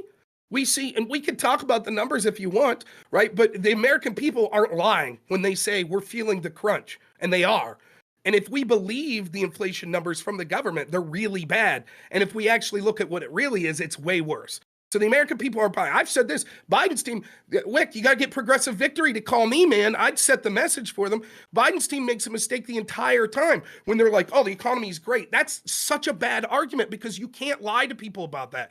The people know that the economy is not great. And so what you're doing is, if you're looking to the Democrats and Biden for help, you're saying, I'm struggling. And instead what you're hearing is, everyone's doing great. The message you're getting is, there's no help coming then, right? And so that's the real question to me. Given the amount of money we've spent, why is this the terrible results we're seeing? What we got for our troubles was inflation and a bunch of temporary jobs that almost all went to foreign-born people. Yeah, I missed that because I kind of clicked, but I think I caught the gist of it. You're asking me is like, what was like the end goal? Why, if everything is so, why is the economy shit? And Rob, this is Rob's words, why not is mine. the economy With all the money we spent, why is the economy shit? There we go. Wick, very concise. Yes, Brevity Should is just the let soul Wick of make wit. the argument. Okay. yeah. For starters, okay, like people would say like we are in like hard times essentially. Okay, sure, but here's the thing though. There's kind of like a cause and effect kind of deal. Okay, ever since like the war like in Russia ever kicked off, and like there's been other conflicts have kicked off, the price of oil's increased. It's kind of a logistics. Hold you on, know, can I just ask you, Alex, for clarification? Are you ceding to the point that the economy is shit? I wouldn't say shit. It's just it could be better. I wouldn't say shit. No. Conceding to the point that it's bad just for. Okay, go ahead. I would say it's about average. We're doing better than most of the other first world countries. Let's just put it that way. I'd say like we can definitely do better, but we can always do better regarding the economy. But the thing is like we have to take things into account when it comes down to like logistics. Everything that gets made, for example, with high gas prices, like with diesel and whatnot, like the high price of diesel. Anytime like a company has to ship like one product, let's say bread from one location to the next, right? Any company that moves it is going to charge a certain amount, and that certain amount is actually going to increase the price, and then that store is essentially going to increase the price of the loaf of bread or whatnot.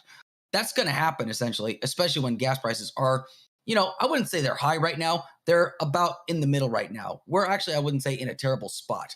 Now, people are probably going to bring up the fact that, oh, well, gas was like, $1.90, $1.86 in 2020. There was a reason for that, though. It's because at the time, the demand was low, but the supply was high at the same time. Now, why is it that everything is just like, why is the economy just like not stupendous? Because things like this do, in fact, take time. The amount of jobs that have been created, like with the CHIPS Act, with facilities being built, semiconductor plants that are being built, that's going to create more jobs, to create more demand in this community, because either we control the market of semiconductors or our competition does, essentially. That's the good thing about the CHIPS Act and the bipartisan infrastructure bill, because if roads aren't fixed, then people aren't going to be able to get jobs. People aren't going to be able to get to their jobs. It's really simple. It all kind of ties together. I'm sorry if that was like a long rant, but that's just kind of like I'm notorious for long rants. You're not going to hear me complain about it. So a couple things to say. First off, Sure. I think it's disingenuous to say that it's all attached to the price of oil and gas. I don't know if that's what your intent is there, but that's certainly not true. Second, even if we accept that, those prices were up under Biden Russia invading Ukraine. Third, the fact that Biden came in and set sort of the precedent that, set the signal out to the oil producing companies that he was going to end the fossil fuel industry.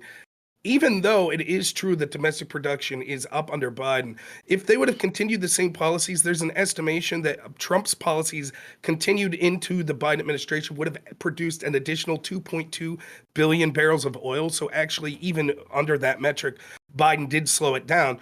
And there's no evidence that sort of Russia exclusively doing this was to blame. We've also seen that, remember, Democrats were furious and didn't want Trump to, when oil was really cheap, replenish our national reserves. Biden's using it as an election ploy to diminish our national reserves.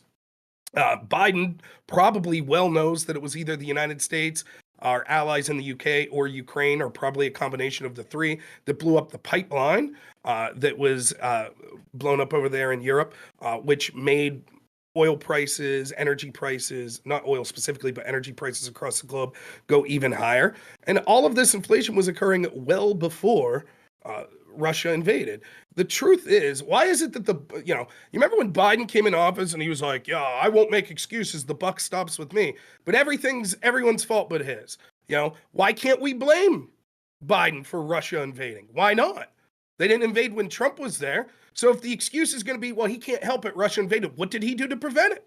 What was the policies that he was taking? And then secondly, I'll just say real quick, and also, I just think you're totally off bounds on this. What you're talking about is maybe responsible for like 5% of inflation. The vast majority of inflation, let's just call it out, is money printing. It's the fact it's money printing and lockdowns.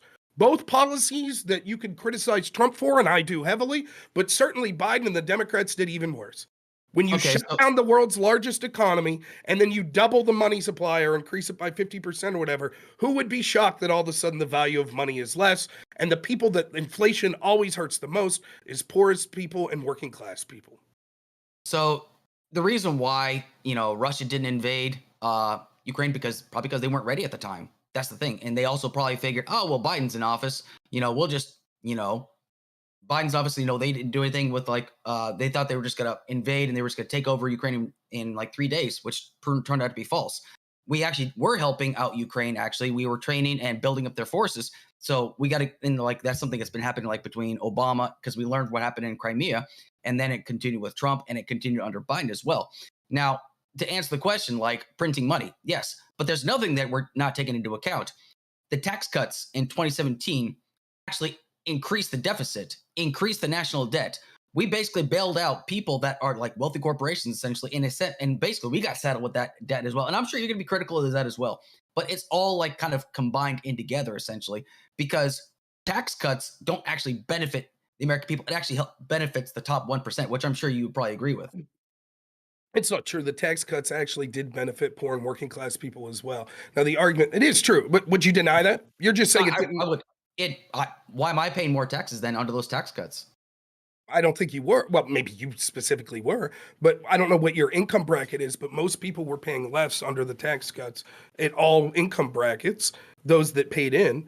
I'll look for the data here in a second. I don't have it in front of me. But it's even if I would accept that, which I don't, because I think that tax cuts did benefit the poor and working class as well. There's criticism to be made of the average Republican idea of, this is the stupidity of the Republican and Democrat debate, where the Republicans are like, we'll cut your taxes, but they're not going to cut spending. Okay, well, that doesn't add up. And Democrats are like, we're going to increase programs and spending, but we won't raise your taxes. Neither of those add up. You're right. If you're going to have tax cuts, then you should cut programs. That's exactly what this country should be doing. The federal government is bloated beyond the point of being it's insane, right? And so we should have tax cuts, but we should also responsibly, severely cut back the amount of programs and spending that we have with our government. And you're not going to hear from me that Trump didn't spend like a madman. It's one of the things I criticize Tea Party people for. If you were against Obama's spending, it is undoubtable over his 4 years, Trump spent at a higher clip than Obama. However, if we look at just that spending, because at the end of the day, your argument with tax cuts is going to be moot anyways, because the largest transfer of wealth that we've seen in recent history of this country came as a result of COVID lockdowns and stimulus spending. That's what happened. And that came under the end of Trump and then throughout the Biden administration. That's undoubtable. That's what happened, right? So the problem, theoretically, let me steelman your position. Your argument with tax cuts would be it would lead from a transfer of wealth from the poor and working class to the upper class. That's your argument? Essentially, yeah. But we see that that's worse now.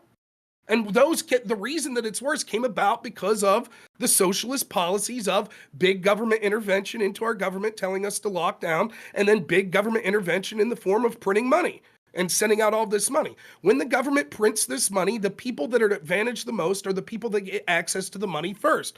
And those are going to be people that are directly in cahoots with the banks, etc. The people that suffer the worst through inflation are going to be the poor and working class. And that's exactly what we see. And I could read you the numbers if you want. Now, I'll admit, I've been sick all week. I know the core CPI numbers and the job numbers just came out this week. So I had this debate with economist Noah Smith last month on Whick's channel. So I have the numbers from last month, from April, right? So we could go through those. They're not the most recent, but you can see, looking at this number, just how bleak the picture is if we accept the numbers that come from the United States government, which there's solid reason not to believe those numbers. In many cases, many of the consumer goods that are necessary have increased 50 to 80%. It's not workable. The American people are struggling mightily, and it's not because of the tax cuts.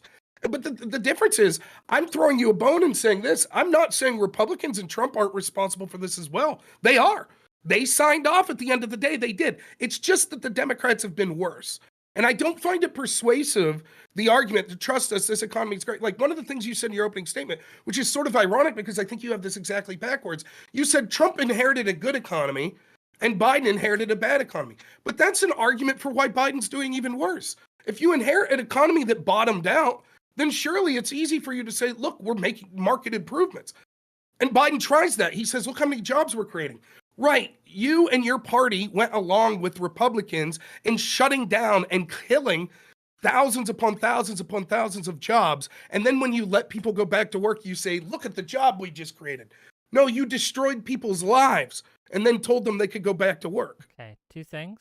I want to let Alex respond to that. Then I have a question for both of you. And then we are kind of wrapping up a little bit here. Sure. And so Not we're a going to go to closings and all that.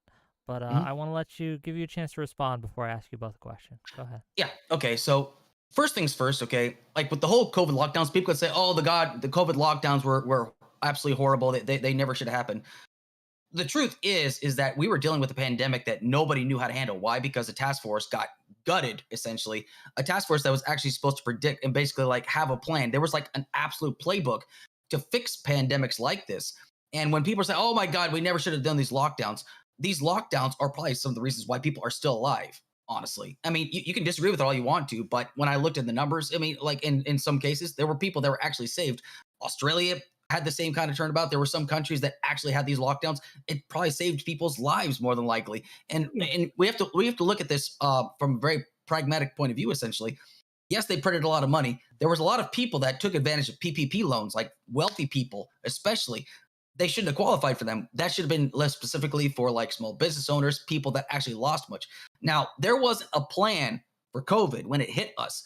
That falls squarely on the federal government, of course. But who was the commander in chief at the time? It was Donald Trump. He said, "I'm going to leave it to the states." That is such a cop-out of an answer. You're supposed to set the example as the commander in chief to do your part. Now, why did so many people die, more people die under Biden? It's because people stopped listening to the experts. They listened to bloggers. They listened to Alex Jones. They listened to all these people that were not experts in this field. They listened to people talk about, "Oh, I'm just going to inject I'm going to inject, disinfectant and stuff like that," because they did not listen. They were listening to like people that had no idea what to do about this. Now, when I say when they had to, essentially, like a lot of the jobs that came back, I think like finally all the jobs that were lost came back in 2022. We've had an increase in jobs, exponentially, essentially. Now we can say, "Oh, these are just part-time jobs." Somebody still has to take those jobs. We can nag on like, "Oh, part-time jobs, they are real jobs." Somebody has to fill those positions.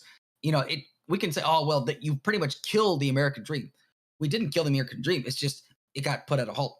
The pandemic was a once in a century pandemic, essentially. But that's my whole argument there. Any response, Rob?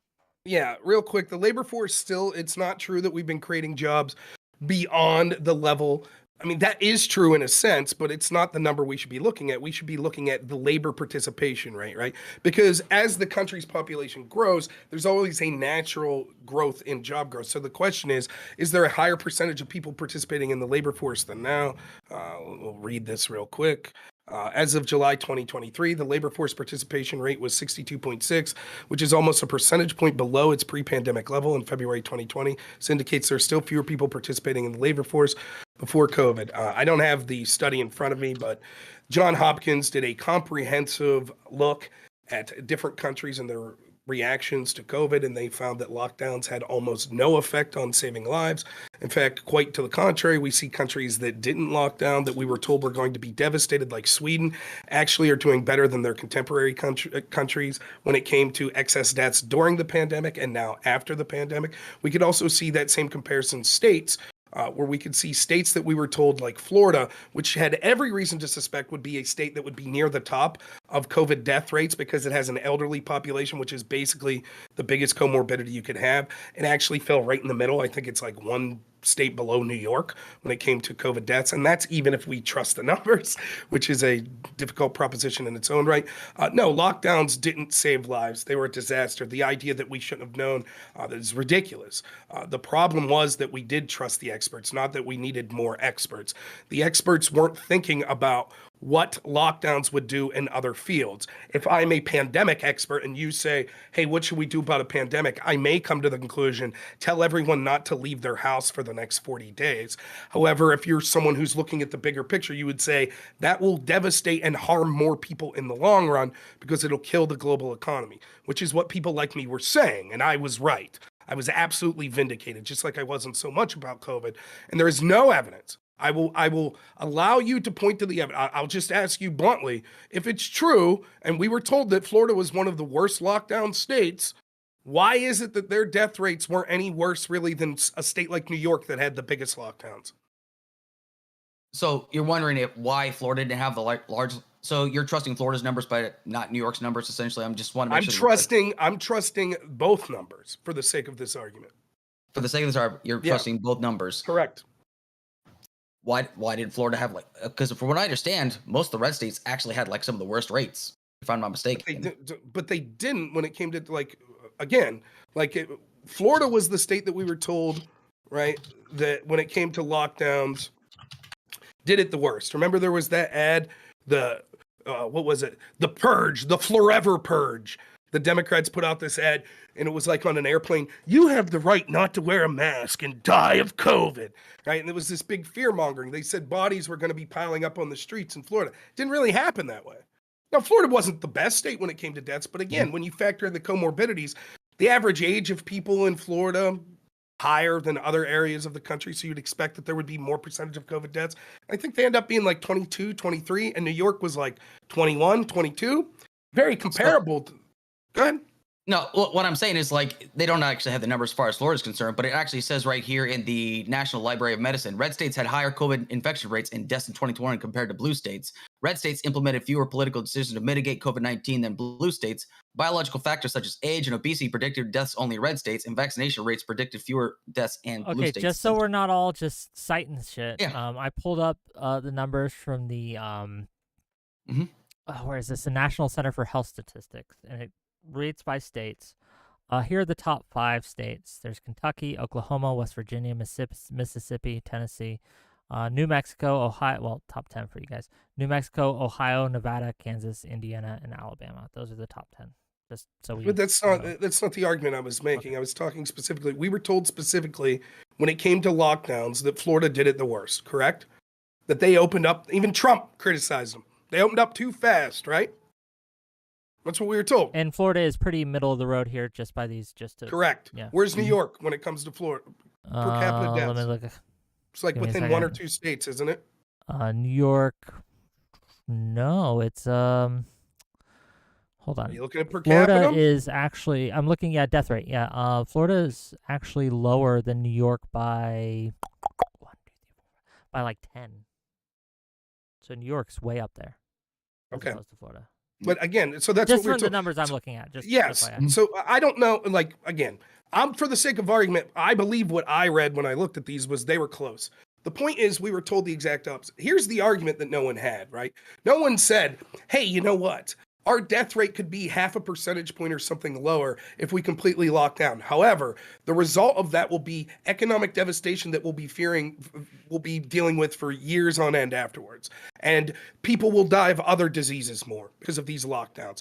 And children, because of the lockdowns, are going to suffer mental health crises and suicide rate. No one told us that. They said either lock down or you want grandma to die. That's what they told us. So you would expect with such a draconian policy that you would expect to see the justification would be, look at how many lives were saved. We'll easily be able to point to the places that locked down and say, look how much better they did. But we can't do that. We can't do that on a state to state level. And we certainly can't do that on a country by country level. Because again, go ahead. Yeah, just for my viewers, I put the link to the data I used in the chat so you can check it out for yourself. Make sure I'm not lying. Okay, carry on. Yeah. So anyways, that's the point. So I just don't believe the fundamental, and like, it never made sense to me. Of course, if you shut down the world economy, there's going to be severe impacts for years to come, which is now we're reaping those benefits, you know? And we sowed this devastation, and who wins in this exchange? Well, it's not poor people that are struggling more and more. It's the wealthy. The wealthy's doing just fine. They're doing great. You know, Stephen Colbert, I remember he was saying, we could lock down. It wouldn't bother me if we locked down if gas went to $80 a gallon. Of course it wouldn't, Stephen. Of course. It would bother me and all. You're a truck driver, right, Alex? That'd bother you. Like, we're not wealthy people. We're regular people. The people I know, you know, I think the median income in my county is like $35,000. Everybody's struggling. Everybody's struggling. And the idea that we're continually told, for the no, raid, everything's going swimming. It's not true. and these policies were endorsed by Joe Biden, the idea that he would have done better, again, he had what was the single best thing that Biden did regarding COVID?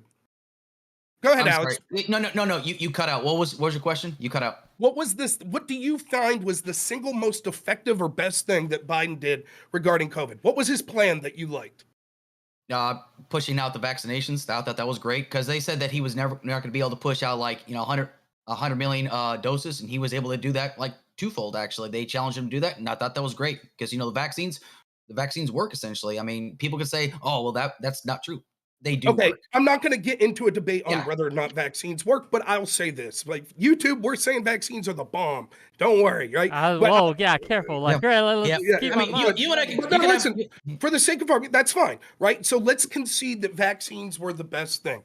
Okay. So first off, we're saying Biden did better than Trump because Biden said that it was impossible for Trump to have them out by April, which is exactly what happened.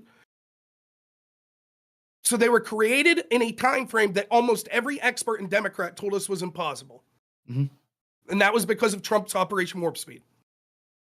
Yes and no, actually, because Trump tried to take credit for something because Pfizer was actually producing the vaccines. Now, Trump said Operation Warp Speed, but Pfizer even said that this had nothing to do with Warp Speed. We just kind of we recreated the vaccine because we were going through trials and tribulations.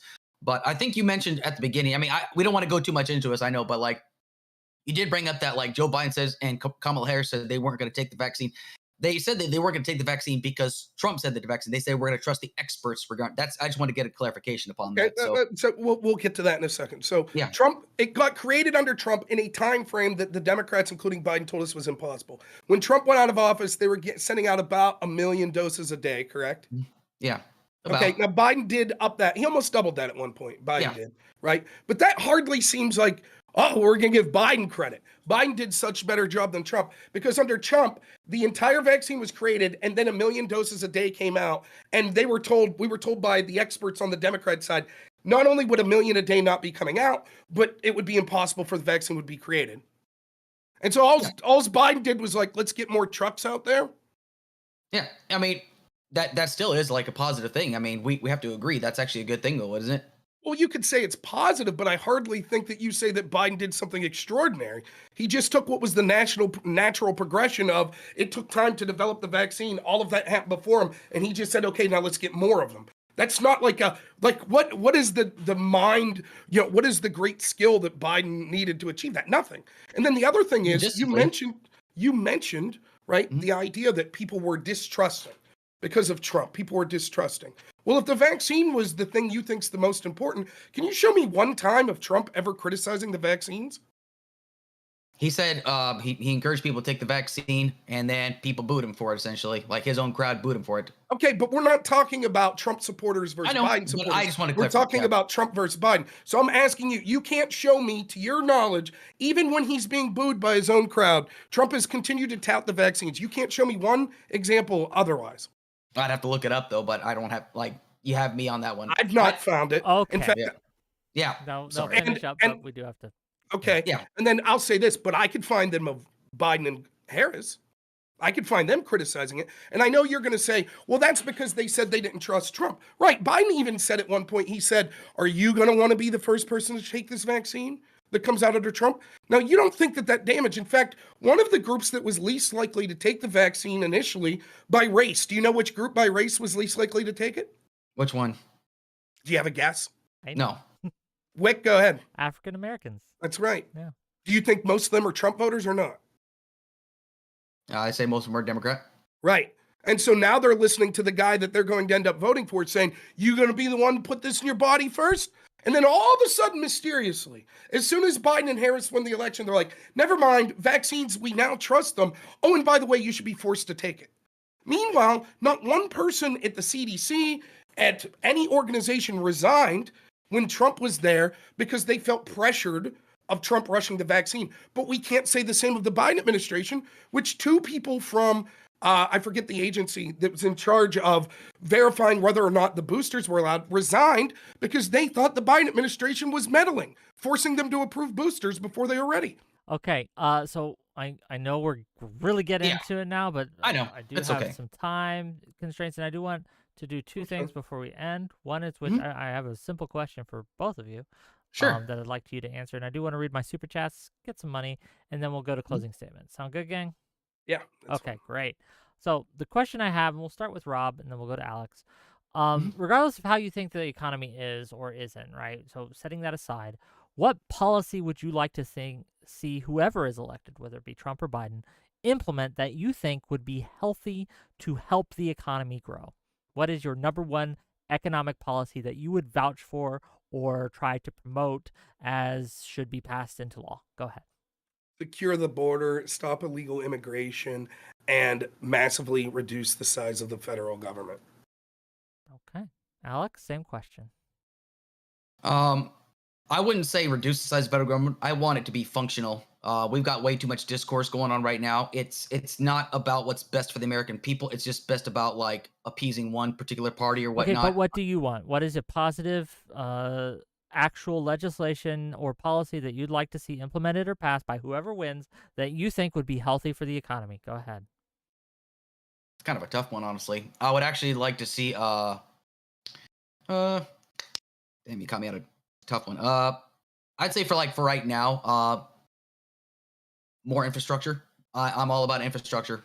I want to see Okay. more infrastructure stuff and actually being done. That's my biggest topic though. So I swear to God, I almost said just say infrastructure.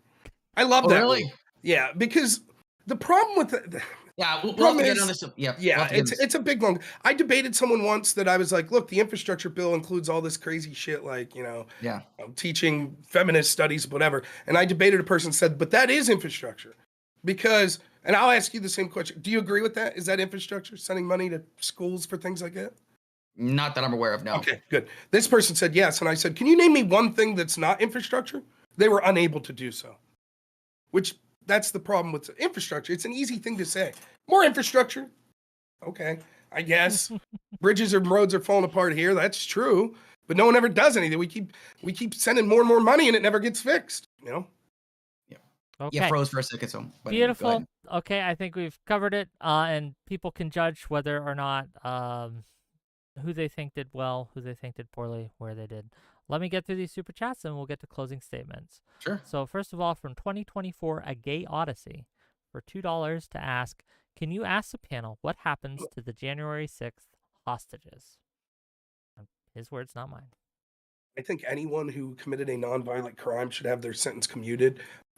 They should be given a small fine like the people that broke in under Kavanaugh. The people that committed violence should be treated commiserately with the people that were engaged in the May 31st, 2020 insurrection, which was basically people being left off the hook. I have no love. On January 6th, the day of it, I was streaming that day. It was the due date of my son. I was streaming in the car. I condemned the violence I saw immediately. There certainly were people that were Trump supporters that acted with violence.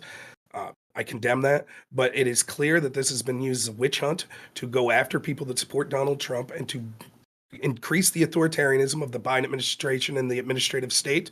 And those people have been treated incredibly harshly, and history will not look back fondly on the authoritarianism that's been used to go after these nonviolent people. Any comments on that?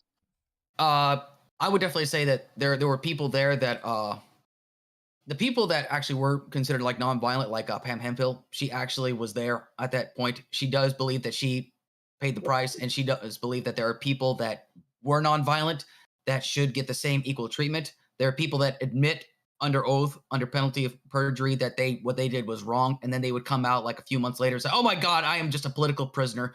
I don't buy that, honestly, of them saying that they're political prisoners. The people went there on January 6th for one specific reason, because they were essentially told to, hey, yeah, the election is being stolen, and if you don't act, you're gonna lose your country. Essentially, yeah, he might have said peace like once or twice, but he basically scared these people into thinking that they were gonna lose their country. There were people there that went there to attack, and like they wanted to cause harm to Mike Pence and to Nancy Pelosi and whatnot. These people are like, we can say, oh well, what about this? What about this? What about this? We need to focus on January 6th. It was a horrible day. Definitely a horrible day. And I'm glad, Rob says, hey, the people that caused violence, they should be held accountable. Yes. But the people, like, even if they were like nonviolent, they still interrupted a session of Congress. They still, damaged, equipment inside there. It's part of our, if they can say if it's our house, whatnot. Some of these crimes that they committed, yes, they get their due punishment. I don't think they've been treated any differently than other people that have had the same crime, essentially. But I'm just gonna leave it. I could go on for Okay. days about that. Fair But enough. This is important, if you don't mind, real quick. Interrupting Congress, interrupting a congressional act. What do you think the punishment for that should be? I I don't know. Going, but carry Yeah, on. I don't know because I'm not a legal scholar. So Why I didn't couldn't say. Jabal Bowman get that punishment I when he knew pulled it a was fire alarm coming. to stop? Why didn't Jabal Bowman? I Yeah. have no idea. I have no idea. Honestly, I think This he is a should. double standard. Yeah, he should have been. I honestly think over that. I thought that was like the dumbest thing you could possibly do. I don't buy his excuse saying, "Oh, I didn't know that was." Everybody knows it's a fucking fire alarm. It's the dumbest excuse ever. I'm gonna be honest about that, if that's okay. Right, but you don't see the double standard, like the pro-Palestinian protesters that are breaking in. All that. Well- you think any of them are going to get even remotely near the sentences that nonviolent January 6th people got? I don't know. It's possible, but I have no. There idea. was But, no like, arrest the other day. But January 6th and a fire alarm are two completely different situations, especially context definitely matters. But I don't want to get too much. You and I can have a conversation about it some other time. Yeah, So the problem, I'll just say real quick, the problem is we're not talking about two different situations. We're talking about the same crime, interrupting a session of Congress. If you're saying, but there were people on January 6th that did far worse than that, agreed, right? Mm-hmm. But we're talking about an individual that did nothing more than the crime you could isolate as interrupting a session of Congress. You seem to say that's an important thing. They need to be held accountable. My question is, we see this from the left all the time, and it seems like there's never accountability. I mean, just this week we saw these Palestinian protesters, no one arrested. I didn't see that one, but so I can't comment on that. I mean, there's a video I saw of Palestinian press. I've seen a lot of them getting arrested. I don't know if they've been charged. Well, Capital City Police and I think Secret Service both said there was 0 arrest this weekend when they were defacing the statue and all of that. Just for the sake of argument, I didn't see it, so I can't comment on the matter, if that's fair. So it's fair. Yep. Okay, sorry. Let's keep going. No, it's fine. Let's keep going. $5 from the Trib One. Trump saying both our voting subsystem and justice system are rigged is evidence for him directly trying to poison the well on our democracy. $2 from the Trib also to say Rob making it seem like the FBI has 10 people in it. Cryborn. The leadership.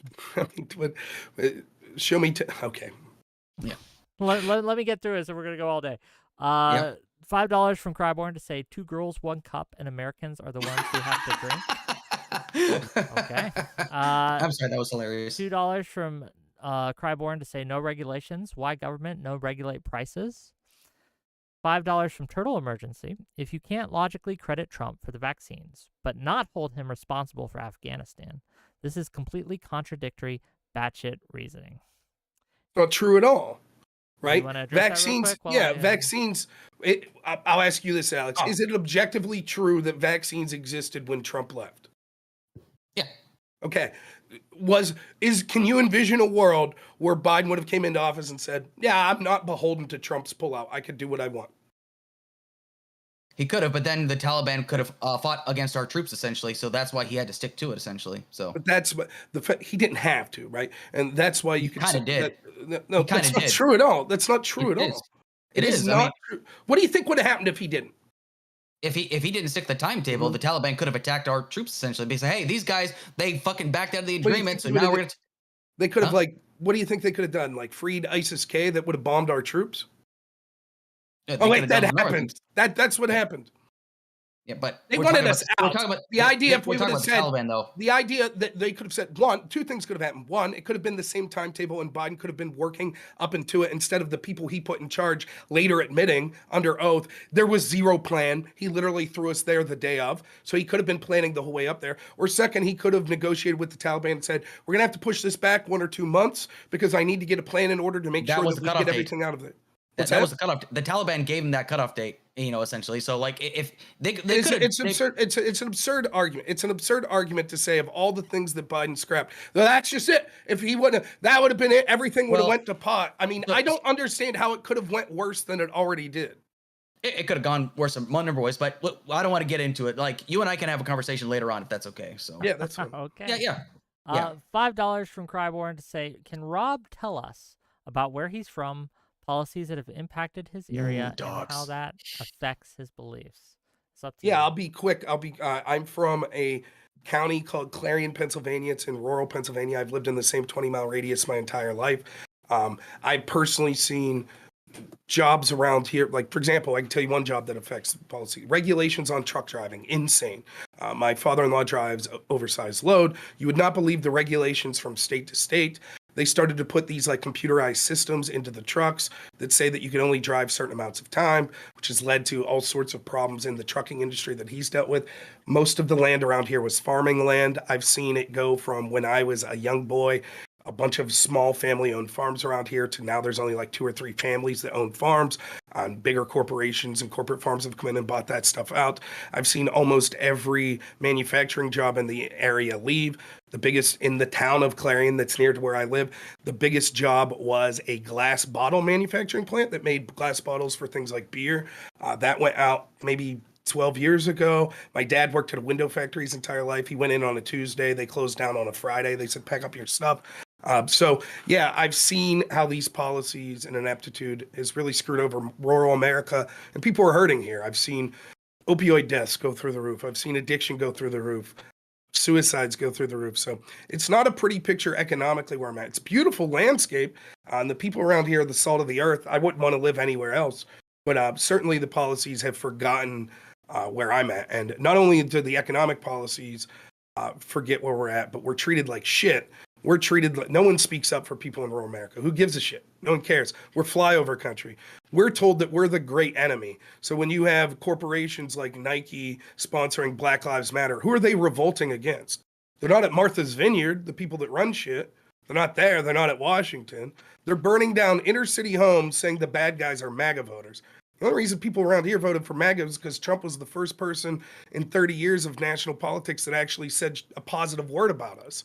So that no one understands. It's not that the policies that Trump did. It's that finally someone treated us like we weren't pieces of shit. Just 10-tooth rubes, as Rick Wilson said, a bunch of racists. It couldn't be further from the truth. Some of these people, I was excited to debate Alex when I found out he was a truck driver. Those are the people I respect most in life. Like, I suck at that shit. But when I see these blue-collar workers that bust their ass 50, 60, 70 hours a week, and they're treated like shit, like that they're the problem with this country, it infuriates me. And so that's where I get the positions I come from. No, I don't think I don't think blue collar people are necessarily treated like shit. Essentially, I think that's kind of like but I don't want to get into that. Again. You and I will talk some other time because I'd like to have another conversation with you. So yeah, $2 from 2024 A Gay Odyssey to say, based Rob, much love for speaking on the January 6th. Gang, thank you for your time and attention. I do appreciate it. I know that you have a lot of options of where you can come to get your content, and I thank you that you come to me. And I want to thank both Rob and Alex for thinking of me when it comes to moderation. I do appreciate it. Makes me feel good. I like it. Gang, if you like this content, hit that like and subscribe button in the description. I've linked to both of these wonderful individuals' channels. You should probably give them a follow if you're watching me from... If you are first being introduced to either of these people by watching my show, then please go give them a follow and a subscribe as well. They're both great people. With that, I want to give each of these these wonderful individuals an outro and give your closing and final thoughts, and then we'll just wrap it up for the night. Cool? Yep. We're gonna start with Rob, and we're gonna let Alex have the last word. Rob, go ahead. Okay. Yeah, I had a lot of fun. I thank both of you for being here. I know I'm feeling a little under the weather, but I thought it went swimmingly. Thank God I didn't have to yell or scream or anything like that. So good for that. Yeah, as far as the debate goes, I think that the areas we covered, I was cognizant that I've had this debate several times, so I wanted to sort of talk about the issues that Alex wanted to focus on. So I hope that Alex feels that he got to talk about most of the things that he wanted to talk about. I think that my impression of this is I think that I clearly made my case, I think significantly, that what I started off saying, objectively, the country was better under Trump, particularly in 2019, than it is under Biden now. I think that stands. I think that the issues we hit on shows that, the idea, foreign policy-wise, I think it's just, as Alex concedes, that, the world is not more stable today than it was under Trump. When it comes to the issues of corruption and damaging democracy, I mean, I don't know what to say. I got a concession that I'm shocked to get, that if Merrick Garland doesn't get jailed for contempt of Congress, which he was voted, that it proves the corruption and two-tier of the system. I'll be interested to talk to Alex right before the election, because I'm 99.9% sure that Merrick Garland ain't going to send himself to jail, and there ain't going to be clamoring from the DOJ to do that. So we'll see if he holds that position going in there. But I think I do a good job of arguing on sort of the corruption of these institutions and how it's sort of projection. They're afraid that Trump will do to them what they've done to Trump and Trump supporters. That's what it is. And then, when it comes to sort of the economic debate and the domestic debate, I think that quite clearly we could see how bad and grim the situation's getting, and there's this rosy picture that's being painted. I do put some of the blame at the feet of Republicans and Trump, but I think that overwhelmingly it was sort of these institutions, the Democrats and Biden's policies that made these things worse. You can find me at Normal America with Rob Noerr on YouTube, Rob Noerr spelled Noerr on almost any other platform. I usually stream Wednesday, Thursday, Friday evenings around 8 p.m. Eastern. But lately, work's been keeping me a little longer, so just catch me when I'm on. Thanks so much to both of you again, and look forward to hearing your outro. So. Okay. Gang, give him a follow. He's great. We like him. We vociferously disagree with some of the points he made tonight, but I'm the moderator. I'm not here to argue. I'm here to facilitate discussions. With that, though, Alex, close us out. So first things first, I want to thank Whick for moderating this debate. I thought this was a really good debate. Rob, thank you so much for agreeing to this. I think this was good. This was a good debate. I think it's important for us to have like this kind of discourse. I mean, because some people like the blood sports, some people like the shouting. I only shout when I feel like the person is like bad faith, but I felt like, Rob and I had good faith discussion. We didn't agree on much, but that's okay. I think that this is really, really important to have somebody that, even if you don't agree, to have these conversations, because it kind of sees things from different points of view. So here's the thing. There's a lot of things I feel like we could have covered, but Rob was gracious enough to let me talk about things I want to talk about as well, which is good. I felt like hopefully I gave him the chance to like make his points. Yes, I did concede, but I think the thing we need to focus on the most is like there's a lot more issues, and like we didn't get a chance to talk about it. About like why I'm still voting for Biden. Like there's I could go on for days about this, but I've only got so much time. But the fact of the matter is like things aren't pretty, but they are going to get better. Things tend to get worse, like the night is darkest more, whatever, some happy horse shit. But we've been through worse in this country. We're going to come out on top of this eventually. Like, it just takes time for something like this to take place. And I want people to understand that, things might be tough like right now, but the fact of the matter is things will get better. You just have to like kind of persevere through it. Like get up every morning, go to work. Like some people just don't feel hope about it, but it just takes some time to get these things taken care of. There are some great policies. Like I didn't give a chance to talk about like, the overall, relief that Biden has given people, like with their healthcare and whatnot. We didn't get a chance to talk about the, $35 insulin, but I don't want to like kind of rehash these things, but Biden's policies domestically have been great. And I feel like will only get better as the year progresses. Do I still think like if somebody breaks a session of Congress, like if Steve Bannon's going to go to prison, then yes, got to remain consistent about that. But I don't want to go too much further into it because like I'll be here all day. You can find me every Saturday at 8 p.m. Eastern Standard Time. I host a podcast called Current Events on Tap. Rob, you're invited to that. What I do is I bring one or two guests on. We talk beer and I pick two current events of the week, and then my guest picks two current events of the week. It could be whatever current event they want to, what's going on. We both give an assessment about it. It's a very chill format, very laid back. I try to encourage everybody to have a good time, but this Friday, I'm going to be interviewing Clint St. Mosley, who's running for the 9th Congressional District in the state of Michigan. He's running against Lisa McClain. I'll be doing that on my platform as well. So once again, Whick, thank you for hosting this. Rob, thank you for the opportunity. I hope everybody had a great time. Thank you so much. Okay, great. Gang, if you want to see more Whick content, tomorrow I'm actually going on someone else's stream. I'm not going to be streaming it. But Timothy Imholt of D&D fame, who runs an AI company, has invited me on his platform, and I'll be tweeting out links to this, to talk about gatekeeping in role-playing games. And so it's not politics, but it's blood sports nonetheless. So check it out. It'll be fun. Is it going to be how you nerds don't leave us non-nerds in? Is that exactly? It's why we gatekeep to keep out the tourists. Okay, yeah, the people who want to come into our hobby and try to rearrange the furniture to suit their needs. Look, you don't like it, stay away. Right? If we like it, don't change it. But anyway, with that, we're gonna rate out. I love you all. Bye bye. See you later. Thanks, guys. We'll see you. Appreciate it. Thanks, Whick. Bye-bye. Bye.